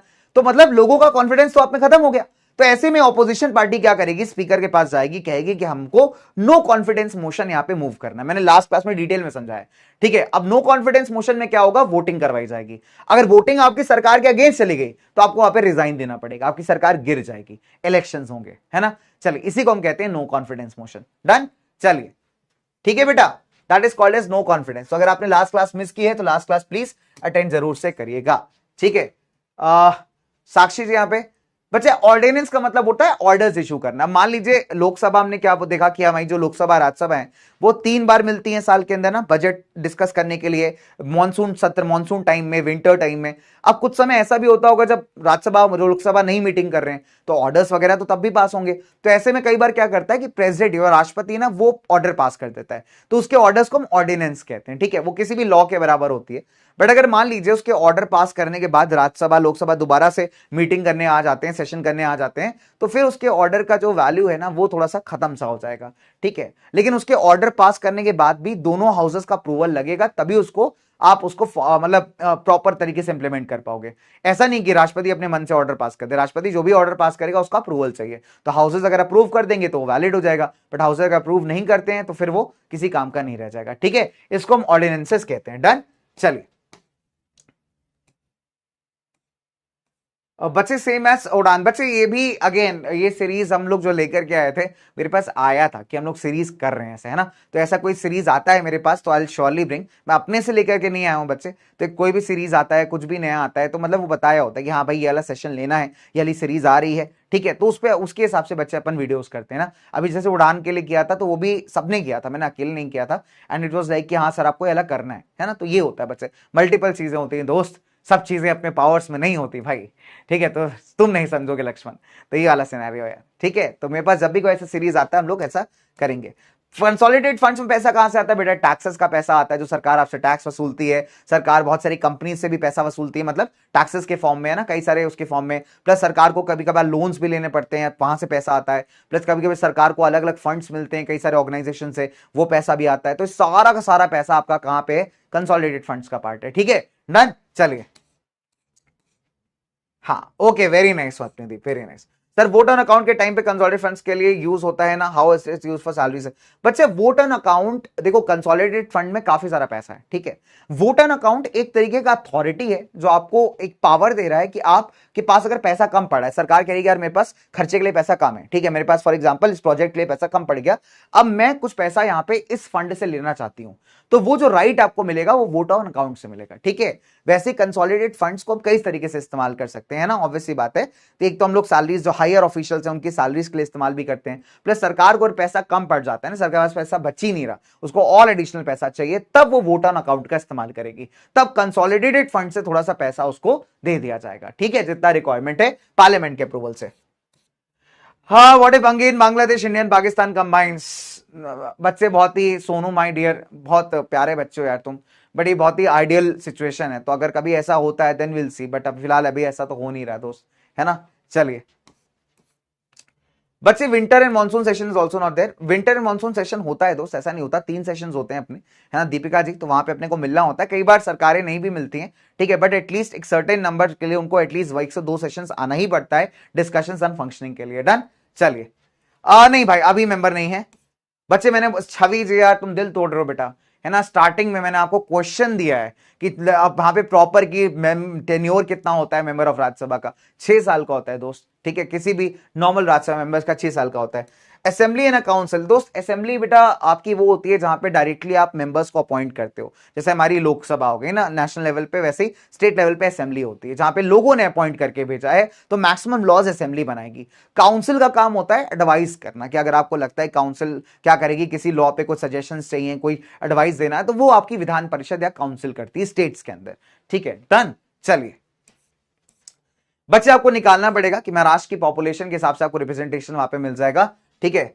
विधानसभा लोकसभा दोनों सेम नहीं है दोस्त शिवम भाई, विधानसभा स्टेट में होती है, काम लोकसभा जैसा वो भी करती है, कानून बनाती है स्टेट्स के लिए, बहुत सारे लॉज बनाती है, लोकसभा नेशनल लेवल पे होती है भाई, तो दोनों में डिफरेंस है यार, विधानसभा आपके हमेशा स्टेट लेवल पे होंगी, लोकसभा हमेशा नेशनल लेवल पे होंगी, ठीक है, ध्यान रखिएगा इस चीज को। लोकसभा पार्लियामेंट का पार्ट है, संसद का पार्ट है, संसद भवन हमेशा आपका नेशनल लेवल पे होता है बेटा, स्टेट लेवल पे असेंबलीज होती हैं, ठीक है, सभाएं होती हैं। डन। चलिए सर, कौन पावर होता है एमएलए और एमएलसी? बेटे अनडाउटेडली एमएलए होता है, मेंबर ऑफ लेजिस्लेटिव असेंबली होता है, विधायक साहब ज्यादा पावरफुल होते हैं आपके, बिकॉज लोगों ने उनका अपॉइंट करके भेजा होता है, ठीक है। चलिए सिंगल ट्रांसफरेबल वोट की अगर हम बात करें बच्चे, मैंने आपको अगेन बताया कि प्रोपोर्शन ऑफ पॉपुलेशन के हिसाब से ही आपके वोट्स डिसाइड होते हैं, नंबर ऑफ सीट्स डिसाइड होती हैं, ठीक है, कि जिस स्टेट का ज्यादा पॉपुलेशन होता है उसकी डेफिनेट सी बात है बच्चे, ज्यादा सीट्स होती हैं आपके राज्यसभा के अंदर, ठीक है, उसको हम कहते हैं प्रोपोर्शनल रिप्रेजेंटेशन ऑफ वोट्स, ठीक है, जिसके हम बात कर रहे हैं। डन। चलिए यूटी का मतलब होता है बच्चे यूनियन टेरिटरीज, है ना, यूनियन टेरिटरीज, तो कि ना तो स्टेट्स हैं और मतलब स्टेट्स नहीं होते, मतलब इंडिविजुअल प्लेसेस होते हैं, जैसे दिल्ली हो गया आपका फॉर एग्जांपल, है ना, जिसको सेंट्रल गवर्नमेंट रूल करती है, तो वो इतने छोटे नहीं है कि आप किसी स्टेट्स के साथ मर्ज कर दो, और इतने बड़े भी नहीं है कि आप उसको इंडिपेंडेंट स्टेट बना दो, तो ऐसे एरियाज को हम यूनियन टेरिटरीज कहते हैं, यूटीज कहते हैं, ठीक है। डन। चलिए again be nominated by president in new elections after already becoming member once. बेटा प्रेसिडेंट हाँ दोबारा बन सकते हो, बिल्कुल बन सकते हो, आप 2 बार भी राष्ट्रपति बन सकते हो, कोई दिक्कत नहीं है उसमें, आपको बस चुनाव में खड़ा होना पड़ेगा, अपना नाम देना पड़ेगा कि हाँ आप चुनाव में खड़ा होना चाहते हो राष्ट्रपति वाले, तो आप बन सकते 2 बार भी बन सकते हो, कोई इशू नहीं है, ठीक है। सर एमएलए कौन इलेक्ट करता है? यार एमएलए मेरे दोस्त हम सब इलेक्ट करते हैं, जब सीएम का चुनाव होता है ना, चीफ मिनिस्टर अपॉइंट करने वाला चुनाव होता है, तब आप जिनको अपॉइंट करते हो, जिनको वोट देके जिताते हो स्टेट के अंदर, वो बनते हैं बेटा एमएलए, और जिस पार्टी को सबसे ज्यादा वोट बनते हैं वो पार्टी बनाती है स्टेट में सरकार, और वही पार्टी डिसाइड करती है कि उनमें से चीफ मिनिस्टर कौन बनेगा, फिर मुख्यमंत्री इसको आप कहते हैं, ठीक है, स्टेट असेंबली का पार्ट है एमएलए। डन। चलिए बच्चे, स्पेशल स्टेट्स बनने का कोई खास बेनिफिट नहीं है, स्पेशल स्टेट्स नहीं होते, स्पेशल पावर्स होती हैं कभी कभी स्टेट्स के पास, उनके कल्चर वगैरह को प्रेजेंट करने के लिए, आप खुद से नहीं बनते हो बाय डिफॉल्ट, पुराने टाइम से कॉन्स्टिट्यूशन में, ठीक है। Member of Rajya Sabha is equal to MLA, विधायक, एंड लोकसभा इक्वल। बच्चे member of Rajya Sabha is not an MLA, member of Rajya Sabha को हम मेंबर ऑफ पार्लियामेंट करते हैं, राज्यसभा विधानसभा का पार्ट नहीं है बेटा, राज्यसभा लोकसभा पार्लियामेंट का पार्ट है, संसद का पार्ट है, तो संसद के मेंबर को मेंबर ऑफ पार्लियामेंट कहते हैं। एमएलए होता है स्टेट असेंबली का पार्ट, है ना, विधानसभा का पार्ट, तो विधानसभा आपकी स्टेट में होती है, तो एमएलए जो होते हैं ना वही अपने में से लोगों को अपॉइंट करके राज्यसभा भेजते हैं, फिर जब आदमी राज्यसभा पहुंच जाता है तो एमएलए नहीं रहता, वो एमपी बन जाता है, सांसद बन जाता है, ठीक है। आई बात समझ में बच्चे?